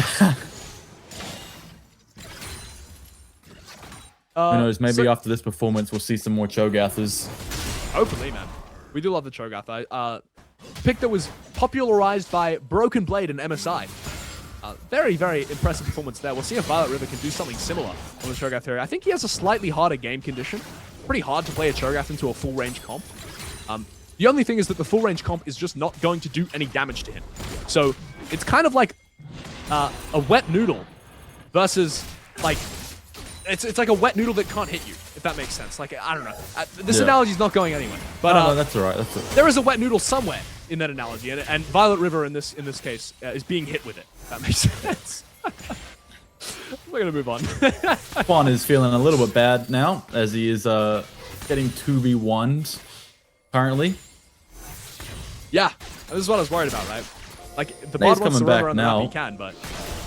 But Porin Seer is going to start up the dragon. Looking like they're just going to use that push to get there. At least Strawberries is getting the grubs in the meantime. Yeah. And Hungry Hippos are just doing, like, the exact same thing that the enemy team did to them last game. They're really trying to flip the script. They got the early dragons, and they've also done some inting. So that's a good thing. I say Hungry Hippos, now all they need to do is win some team fights, and yeah, they got this. But I would say that I'd much rather be the chefs in this position. Like, right now the game is looking really, really hard. You can see mid lane, they're losing priority. Top lane, they're getting pushed in. Bot lane, when Hay is not roaming, should be pretty winning. Although I think Daisy and Minju have done a pretty good job of mitigating the early damage that was done to them. The Minju is approaching that first item now. Ezreal's a lot stronger. This is the live game we've heard from production, even though there is a misleading replay tag in the top right. Yeah, don't trust what you see. No. Yes. So, Nay's back here now, and him and Quan are gonna try to get some turret plates here. That extra long range from the Caitlyn is, pretty good at doing that. Yeah. We hear the Hungry sound Hippos do have a vision control over that bot side area, though. Here he comes. I think we're going to see the same story just on repeat in top lane, which is that Probably. Violet's going to hard shove waves into this guy, proxy, and then get tempo over him. And we're just going to see, he's going to walk around here, and he's just going to blast the next minion wave, and then he's going to go ward. Or he's going to go, I don't know, go fishing in the river. Honestly, he has the time. Yep. He could bring a fishing rod and everything.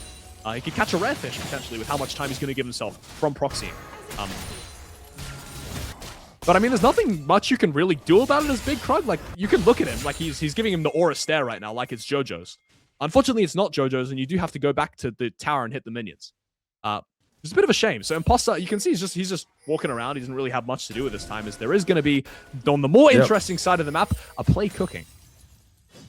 Yeah, advantage for Chef's Choice though. They got a 4v3 here now. I don't think this Gromp is going to go over freely as Corn is going to flash out of there. Cyclone comes through from the Wukong. The Bard ult connects onto Minju and does root Daisy with the trap after Caitlyn places it down. Daisy's in a bit of trouble here. Quan might be pushed too far forward, has to flash out. Corn goes back in and walks out again, and everybody's still alive. Yeah. A lot of I don't know how flashes, but no that deaths. Wow, what an insane flash from Quan there, can I just say.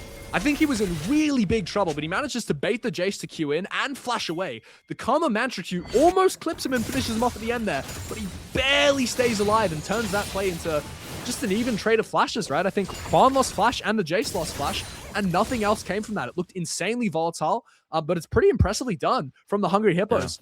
Down 1.4k gold to make a play that winning. Somehow Sound has a level lead here. I think that's just still worth it for Chef's Choice. Look at that vision in the top side jungle for oh my god, yeah, for them right now. They completely removed all the vision for Hungry Hippos and placed 4 wards of their own. As Violet River might be in trouble here now. Corn does go in on him, smacks him down with a hammer, and yeah, he's gonna get taken down here. Charge Q gets flashed by Violet River. Maybe he does. Maybe you're right. As Nae's getting close by, but he's gonna magical journey in. I don't think it's enough. Big Krug does have this, I would assume. Flashes just to get it. Fair enough to secure it, but now he's dead himself. That is 3v1, and the Scion is not going to be able to escape there. Strawberries is also in the area, and that Wukong is going to pick it up. 2-0 on the Monkey. And that play almost went a lot worse than it looked, because that Cho'Gath was one auto attack away from turning Jace into lunch. And we're going to see, this is a punish right here. Jace has no flash from the earlier play, and Bard's found it.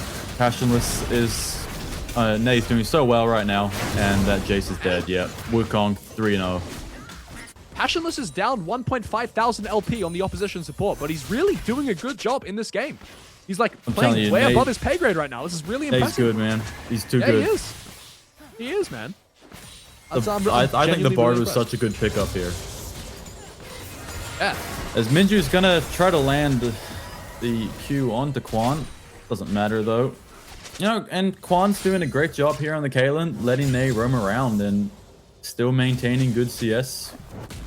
Got the Collector into currently no full item from Ezreal, so makes him feel a bit better. I think it's hard to like overemphasize how impressive it is what Quan has been able to do. Because he's been left in these 1v2 situations against Ezreal Karma. Yes, Caitlyn has lots of range. Ezreal Karma, their whole reason they exist is to poke you.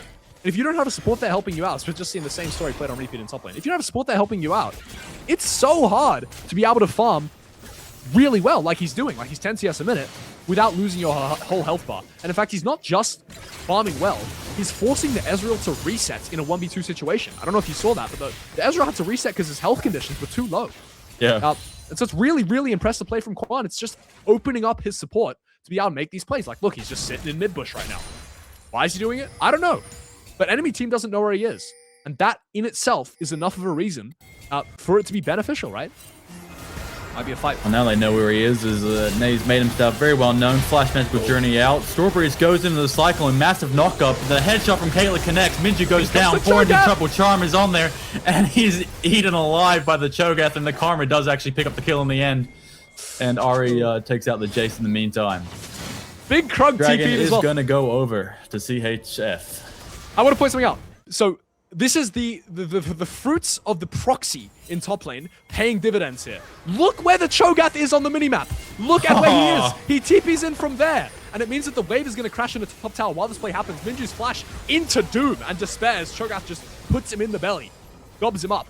And you see this top lane wave is going to crash. Because obviously the Sion has to match the TP in that spot.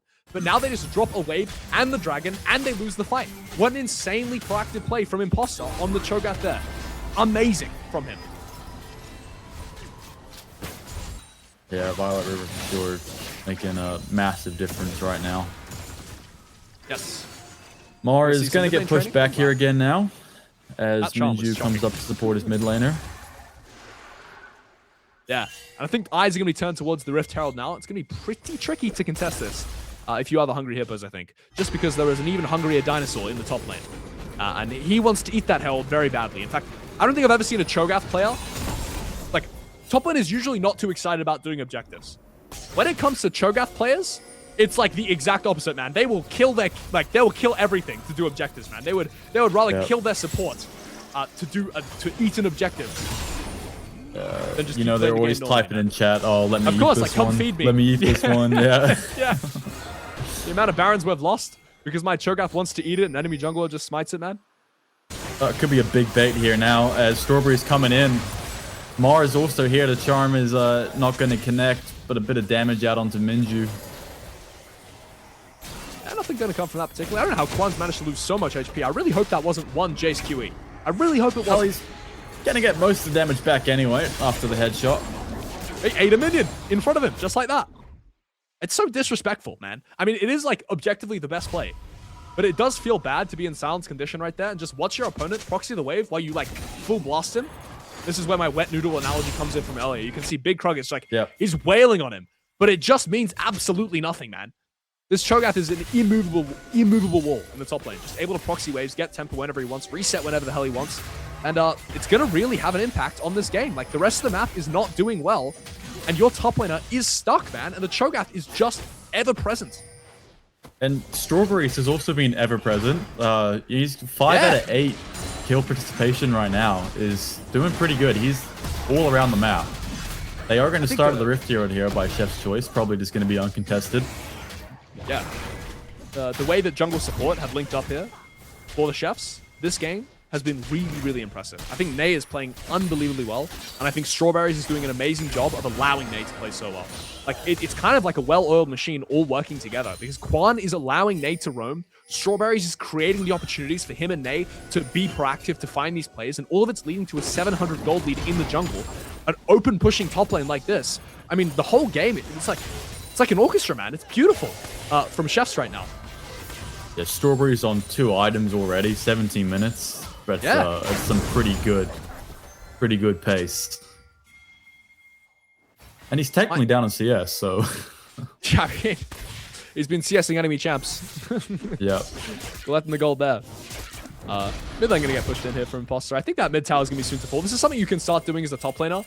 I love to do this, where if you win lane hard enough, you start proxying, and then you just walk mid and break the tower. And, like, what is Daisy going to do about that? He can shoot you, but, like, he just watches, man. He's just pew, pew. And you're just going to ignore him and hit the tower in front of him. And then walk away like nothing happened. Because that's what you can do when you're this fed on Cho'Gath, man. It's so brutal to be playing Ezreal, to be playing Victor in this situation. I can't imagine. Jace QE is going to feel so sad on that, guys. We see a Herald being used on the bot tower here. So much being done. They're going to take 3 towers now. And they're going to try to 3v1 Cho'Gath in the top lane. Yeah, good luck with this, Violet River's going to be fine. I have no doubt about it. Yeah, it's going to choose to leave. It's, there was nothing to call on. His mere aura was so threatening, man. They saw him CSing the minions. They're like, yeah, we can't take this guy, man. Constellation blue buff instead for Porin is what's going to happen. I mean, he'll be happy about that. Junglers always love this type of thing. Oh, never mind. Here we go. Back at it. All right. Can they do it? Let's see. Imposter. What can Violet River do? All right. He's going to get rooted there. Shock Blaster coming through. Does flash. The teleport coming in from Mar. Mar is here. Violet River's still alive. Jace goes down. Porin's no longer here. And Minju and Big Krug are now all alone. Ney's back. He's got the Tempered Fate. What can he do? Charge Q lands onto Mar. Mar's going to take out the Karma. And it's just Big Krug remaining, but there's not enough damage out of this Scion. And eventually he should get taken down, I would assume. Yeah, there he goes. Couple more shots out of Mar. I need a cough. This needs to finish. There you go. You may cough now, yes. I mean, in the meantime, by the way, Victor got killed on mid lane. Strawberries, yet again, finding a proactive play. And Quan was the guy to pick up the gold off that. So, I mean, they did kill the Cho'Gath, which honestly was impressive. His mere aura was very threatening, but they decided that, you know, I think it's like in prison. You get in prison, you want to take out the biggest guy, so you want to prove yourself, right? And I think that's what they tried to do here. But then the biggest guy just brought 2 of his friends. Never mind, Mars in a bit of trouble here as screen's frozen for me, but I assume think he's dead, right? Takes the kill. Unless? No, okay, he's very dead. Yeah, Daisy got that. Yeah. I mean, the play just went really badly, right? For the Hungry Hippos on top lane. Trying to kill Cho'Gath, it's not a good idea. It's just not. And I think they've learned that. The only reason it's not a good idea is because he can buy so much time for other people to come, right? Like, obviously in isolation, he's dead there, but it's a team game. There's a Bard on the enemy team. I think Ney had time to walk from bot lane to top lane to get to that play. Minju, showing his class as a player, was there way before the Bard, though. And I think that's something interesting to point out. But in the meantime, not only do you lose the play on the top side, Strawberries is finding an angle on the Victor in mid lane. He's not playing good enough weak side. You've got 3 guys playing top. Your Victor is dying in isolation on mid lane because the enemy jungler is playing so proactively. You can see the dance now around the Baron. What is this play? Nate comes back in again. He's raiding himself now. But it might be a little bit too far as Violet River is in trouble. Goes Zhonya's so Quinn and Strawberries can get here. And is this going to be enough to turn it around again like the last time? Daisy is in. Oh, the Caitlyn hit so hard. Quan is going to go down in the end, but Daisy does go down first. Mars here trying to get into Porin. Porin is going to go down. Trade the life from Mar, though. What can Strawberries do? Is Strawberries going to be there in time? Yeah, Mars dead here, unfortunately. Yeah, this guy's cooked. Yeah. Oh, well, a valiant effort. Man, what a fight. That was really cool. Well done, Hungry Hippos. Jeez, man. Daisy is just cooking here. Go him. That was so sick. The flash from the Ezreal there, so aggressive. It's crazy how far forwards this guy went to try and save his team, and I think he's done a really good job. That is exactly the type of team fight we need. We're going to see the replay here. And it starts with just a really creative, I will say, decision from the Bard. Obviously, the Cho'Gath can just do whatever he wants, and I want you to watch this as his last act, bang, chumps Ezreal. Poor guy. Ezreal then just goes forward, flashes in, takes out Quan, dies for it, but Sion manages to get a beautiful angle, taking down the Caitlyn. Look at that shock blast there from Porin. That takes balls. And down goes the Ahri as well. A lot of damage coming on the back end of it. So it's kind of like the all the last breaths from people in that entire fight. The last action was to do so much damage to someone else. Like, everyone, as they were dying, was getting just a little bit more damage off on the side of the Hungry Hippos, and it was enough to turn the fight in their favor. Really, really well done. We're going to need to see a few more fights like that, though, for this game to be good, because you can see the control they still have over this side of the map, right? Like, this is just their home. Like, Strawberries can just do whatever he wants here, I say. Well, he's maybe not. He's not going to get to contest the Raptors. As Daisy's back in, Magical Journey has to be used by Ney just to survive. And Team Hungry Hippos, they did get a dragon as well, too, in amongst all of this to stop the stacking out of Jeff's choice. But that inner mid turret is going the way of Quan and Violet River. That's a blunder. That's a pretty big blunder there from the Hungry Hippos. I think they just got tempo diffed. So you really shouldn't be losing mid tower like that. The only reason you'd ever lose a mid tower like that is if enemy team was much more like on a mid wave. Like, they were much more ready to catch a mid wave, and they're able to push it really far up before you're able to react to it. Realistically, what should happen there is that the Karma and the Ezreal, and probably the Sion as well, should be stopping that wave from crashing out of the tower, because if you lose mid tier 2, it makes taking control of your own jungle much harder. Instead, the Chefs found the angle on the mid tier 2. Enemy team just didn't quite react with enough people in time. Daisy was there. Porin was there, but the Karma wasn't there, the Sion wasn't there, and they just couldn't stop the Cho'Gath and the Caitlyn from walking up and blasting the tower in their face. And as you're going to see a result here, Baron control is really hard. Violet River, he's walking up, stomping the ground. They want control over this Baron pit. They should get it. I think the question is, are they going to start it? And yes, they are. Look at this. This is a bit sneaky. They have no vision. They faked a reset just then. Here comes the blue, you know, they have wards behind the pit this time, but Porin, he's going to want to steal this either way. Ezreal does not connect on anything. And Violet River, he's just going to zone them off now. A lot of damage, though, does get taken out onto him. Daisy's hitting real hard. They're going to back off here. They're going to take over. None of the Caitlyn traps connect. Baron's going to reset. The flight split up. Strawberries and Mar are in the wrong area. And Quan is gets on the tower. Everybody's still alive. Angle here. Look at the Ahri. Look at the Ahri. But the wraparound is coming. Mar and Strawberries are here, but the problem is Sion is the only viable option right now. But they're going to get spotted out on the ward there. Charge Q connects onto Mar. Mar's taking a lot of damage. Here comes Violet River. Passionless and Quan are in trouble. Ult from the Sion connects onto Quan. Quan is he should be fine. He's going to be able to walk away from this. Everyone is still just hitting each other right now, and Violet River is in trouble. Violet River goes down. Jace does get that Magical Journey out by Ney. Quan does dodge the Ezreal ultimate, but Big Krug takes the journey as well too. He might pay for it. Does have to flash out to avoid the last final shot. Strawberries! Here comes Strawberries to the Cyclone. What? Rooted up, and he gets taken down as well, too. What was that? Strawberries! Oh, Daisy. Arcane shifts in. They're looking to take their mid tower. They're going to take the mid tower. Everybody on Chef's Choice just needs to back up here. This is not a fight they should be taking. That was beautiful from the Hungry Hippo. Oh my goodness, it's not done. Goodbye, Caitlyn. It's not done. Jesus. Caitlyn gets taken down. Big Krog teleports in. They're going to look for Baron. They have to look no for Baron. wonder this guy has like 80% win rate on Jace after 60 games. He's a beast. Pouring on Jace has just orchestrated this whole sequence of events so masterfully. Him and Daisy were able to poke the chefs out for so long. They played it so slowly, poking in, prodding in. Are we going? Are we not going? They're keeping the chefs interested the whole time. But every single time that they're interested, they're met with a J shock blast to the face and a peel back. And as a result, they're going to get the Baron. They're going to get some kills. And suddenly, we're looking at a 1,000 gold lead on the side of the Hungry Hippos after the worst early game I've seen. Yeah, and again, it's 5-1 turrets for the side of Chef's Choice, and they do not have a gold lead. But they are going to get the third dragon at least, which will put them on stall point, which is helpful. Okay, but I think we're going to have to see some reconsidering here from the chefs. This is live again, by the way. It's the classic replay bait and switch. We're going to have to see some reconsidering here from the chefs. The way that we approached that last objective did not work for us. We got there early, we took some control, but we let the enemy team walk in a little bit too far, and all 5 of us were committed on Baron a little bit too much, so enemy team was able to poke us. I think we need to be threatening them a little bit more. I don't think Jace can be feeling safe to walk up and shoot QEs. I don't think Jace should know where Ari is. I don't think Jace should know where Bard is.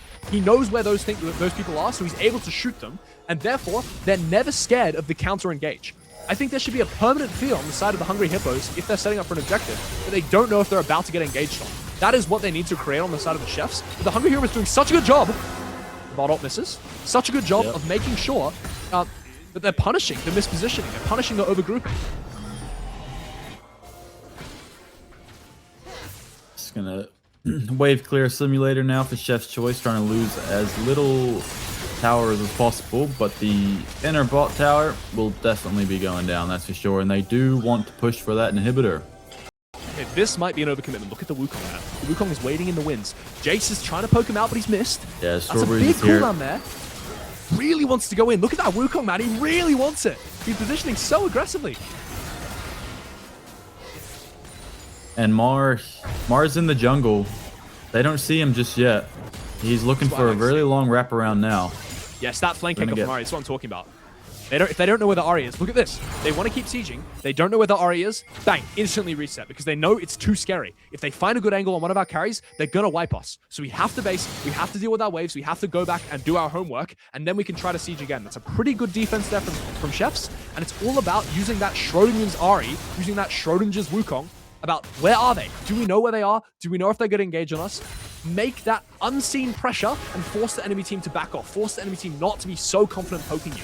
That's what they're doing so well. They need to keep doing it. They need to find some creative angle. Yeah, the players on Chef's Choice are still dangerous. Like, they still need to be respected. 100%. They're up so much gold. Look at that Ari, man. It's a 3-item Ari. Yeah.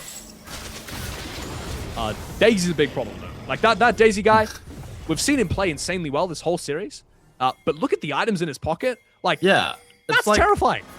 What a turnaround. Second Strawberries. As Strawberries goes in, massive cyclone into 3. Violet River, he's coming to the party now. Is he too late though? Nay's coming around to Mar, but Porin is also on the flank angle too. He's dead. Quan is finally here. Porin is dead. Caitlyn hits too hard. Massive 3 knockup from the Cho'Gath. Violet River's going insane. Mar goes down. Nay's still up. What can Strawberries do? What can Quan do? There's a lot of shots firing out, but Big Krog is trying to be the big front line. And it's going to be a 2 for 2 in the end, I think, if I've counted correctly. But Nay once more, he's still there. Ooh. Stun, double stun! But there's no one to follow up. Those Bard Qs are right, so Strawberries good. is he's wrapping around. Is there a big blast cone for him somewhere? He's going to get some honey fruit. He's going to get more health. They don't know he's here yet. I think they're dead here. I think they can just dive this, right? They're bottled. I don't know. There's no wave. Ooh, I don't know if Temper's Strawberries Fate's doesn't want up to do yet. it. Is it up? Is Temper Fade up? Blast cone. Someone show us Temper's Fade up. Down in the bush. Charge Q goes nowhere. Quan's going to get a few shots out, which is good. Daisy, is he going to shift in or is he going to shift out? What does he want to do? No, he gets taken down. Massive shot from Quan.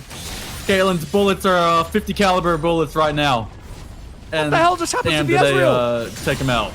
He just got put down, man. Quan just establishing who the real player is in this lobby. We were doubting him. I was doubting him in draft. I was like, yeah, man, this guy's going to get cooked in bot lane. What has he just done to Daisy? He just put him down. Insane play from Caitlyn. What an insane sequence of events. Like, I'm trying to recap in my head what just happened. This Cho'Gath Q, we're about to see in a second. Strawberries, I don't love this angle, to be honest. He's by himself. But I think he just trusts in the ability of Violet to be able to create so much time. Look at this Cho'Gath Q. Bang! Lands on Minji. Now he's slowed by 90%, and they really want to escort Ninja out here. That's why they're not full running away. Strawberries capitalizes on it, and they overcommit the Ninja, who flashes out. Imposter goes down as a result, but Porin on the right side, he was not able to enter the fight. Then Bard gets in, lands a big Q. The last thing that the Cho'Gath does before he dies is land a 3-man knockoff, and it's going to lead to just an insanely winning, like, or very close, much better than Chefs deserve, fight on the side of the Chefs. And a little bit of an overchase, nothing really came from it. But they did manage to get that top tier 2, and that's pretty important. As you're going to see, as a result, they're able to push waves deeper, and now they're in river first. Here comes the fight. Big Krog over position. Yeah, Big Charm onto Big Krog, and yeah, Big Krog is big dead now. No, it does flash out. He's going to get a reset off. Dragon is up very, very, very shortly, though. This is Soul. He has yeah, TP. I think that might just be Soul for them. Can Porin get his steal again, though? I don't think they're going to let him even get close this time. Okay, so they're just pushing mid. Contesting Dragon, yes. Instead of contesting Dragon, they're going to push mid. The reason they chose to not contest Dragon is because Porin was not able to land the poke. In order to win a fight, they need to play it slow. But because the Dragon is so squishy, Chefs could just force a really fast fight there. And the Hungry Hippos, they don't win in a fast fight. They know they don't win in a fast fight. Instead, they're going to try and get mid-push and try to set off aggressively for this Baron spawn and poke them as they're walking in. The resets are late. Look at the Bard in the base. Look at the Cho'Gath in the base. The Baron's going down. That TP's too far away, in my opinion. I don't know what's going to happen here. I think the Baron's dead. Yeah, it's going down too quick. There's no time for Strawberries to get in. It's gone. Can they get the resets off, Ari though? needs to chase. She needs to. Mara's going to disengage instead. No, they're just going to let everybody reset. Oh, Baron for Soul. Really hate that. I don't think that is how... I really don't think that's how the Chefs wanted that, man. That is not a good condition. Yes, we get the Soul. But losing the Baron for the Soul there is not an ideal situation. Like, realistically, you'd love to be able to get both. I think the problem is that they were a little bit too slow to get that mid-wave. I think when they're committing to the Dragon, they weren't able to push the mid-wave. Hungry Hippos capitalize on that, push the mid-wave in, and get first access to the Baron River. And then at this time, there's a really questionable reset from the Bard and the Cho'Gath. And it just meant that Chefs were just not on the map when the Baron was spawning. Realistically, what they need to do is probably even drop the Dragon to get mid prio so they can be in the Baron River. You really don't want to be in a position where if you're able to get mid push, you're ending up trading Baron. Realistically, you want to be posturing around that Baron, making sure enemy team can walk, like has to walk into you. And then if you have to give the Drake, you have to give the Drake. It's just so annoying giving enemy team Baron because it stalls out the game so long. You're going to see Victor now has time to buy even more items. That Ezreal is going to finish off that Endless Hunger, which is what he's building next. And when he gets that, I mean, the game is going to be so hard to play. Sion only going to get more unkillable. Meanwhile, on your team, I mean, yeah, Caitlyn scales. Yeah, Ari scales a little bit. Cho'Gath isn't really good in this game. We've already seen he's having trouble finding impact. And Wukong is going to fall off a cliff, man. I think this delaying Baron is a really, really big deal for the Hungry Hippos. Such a beautiful sequence. Oh, True Shot Barrage just don't hit any of the minions as it goes past. That's rough. Could be looking good here as Quan's in a position to fire some shots. Caitlyn is able to damage the Sion, which is still good. This Caitlyn has got enough gold that Quan is still matters. He still matters big in the time. Okay, so that is their only engage gone. They now have no engage. And the thing is that Chefs, they know this. And so you're going to see they really want to siege because they know they can't get engaged on. It's just really hard to siege into a poke comp this strong. Look at how Porin's positioning here. I want to see if he lands a QE, how much damage it's going to do. Only a little bit. That's Strawberries, who has a bunch of armor, right? And so they want to siege because they know they don't have Sion ult, but the problem is you can't really play on one wave against this poke comp, and your other waves, you haven't done your homework. Look at where your top wave is. Your bot wave is pushed up, yes, but you don't really have anyone who can play the side lane, because the second that Cho'Gath goes on a side lane, enemy team is going to look to like force on you a little bit on mid lane with their flashes. Like Karma will flash W forwards, Jace will flash on you, right? So if Sion leaves, you don't really have that bodyguard to stop you, to stop enemy team from like forcing on you on mid. So it's really, really tricky situation.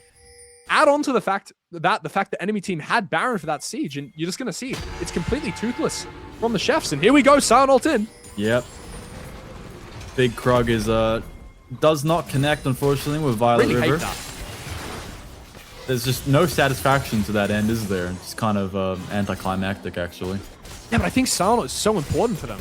Like, again, your entire comp is ranged. The one guy who can go in is just sending Sion ult on midway for no reason, right? Like, I understand it's a tricky situation. It's very, very scary to play. Hold on a second. Kind of hurting them in here on the bottom. Big Tempered Fate onto 3. I thought that might be going on, and there goes. What can Violet River do? Oh. Cyclone in from the Wukong. Strawberries is massive. There's so much knockup. How much damage can keep out? Headshot does half a million health. Jace is gone. Porn is down. Minju is so not in this. Big Krug is also now not in this as well, too. Daisy's going to take out Violet River in the end. No, he doesn't. That's not quite enough damage, but can he get Nay?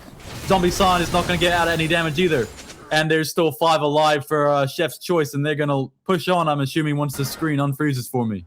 What an angle from Chef's Choice. They circled them like sharks. They herd them in like shepherd's dogs. And they find the angle off the Bardock. Cho'Gath flashes over the wall. Look at that 4-man knockup into that 3-man knockup. Insane engage. The Caitlyn damage on Minju forces him to flash over the wall. Instantly one-shots Porin. This Caitlyn is unleashed. The ADC differential in this game is unbelievable. And you can just see Chiefs making the most of this situation. Gonna push mid wave. Are they gonna go for the end here? It is a 5v3. They can push. And the primary poke is dead on enemy team. Looks like instead they're just gonna push, take their resets, and go up a little bit of gold. This game is heating up. And it's getting real damn hot. Yeah, we got 2 real hot games in a row for this race. Yeah, we do, man. Yeah. Well, we said both these teams are going to be fighting hard. Chef's Choice wants to stay at the top of their group, and Hungry Hippos, they want to stay in the top half of the group. Yeah, it's quite an important match, right? Like, this is, if the Hungry Hippos can win this, Chefs have gone from 7-1 to 7-3. That's a really, really big deal. So, Yeah. Chefs, there's a lot on the line for this game. Like, just in terms of pride as well, you're only losing to a 4-4 team as we see the sidestep on the QE there. That's a really important little detail. If Jace lands that QE, it's already a big difference. Every Jace QE you sidestep is like 10 more seconds that you can play the game before you have to reset. You see Imposter blocking that one for Quan there. Another really good little detail. If Caitlyn's taking the damage, it's really, really Strawberries bad. is going to go in onto the Scion. Big Krug gets chummed up again. He's going to have a walk away. Ooh, True shot roll barrage dodge is too. not too much. And we've got another Elder Dragon. Chef's Choice is going to start it. What is Same problem Porn as going to last do? The poke isn't Porn connecting, gonna so they come have in? to play a fast fight.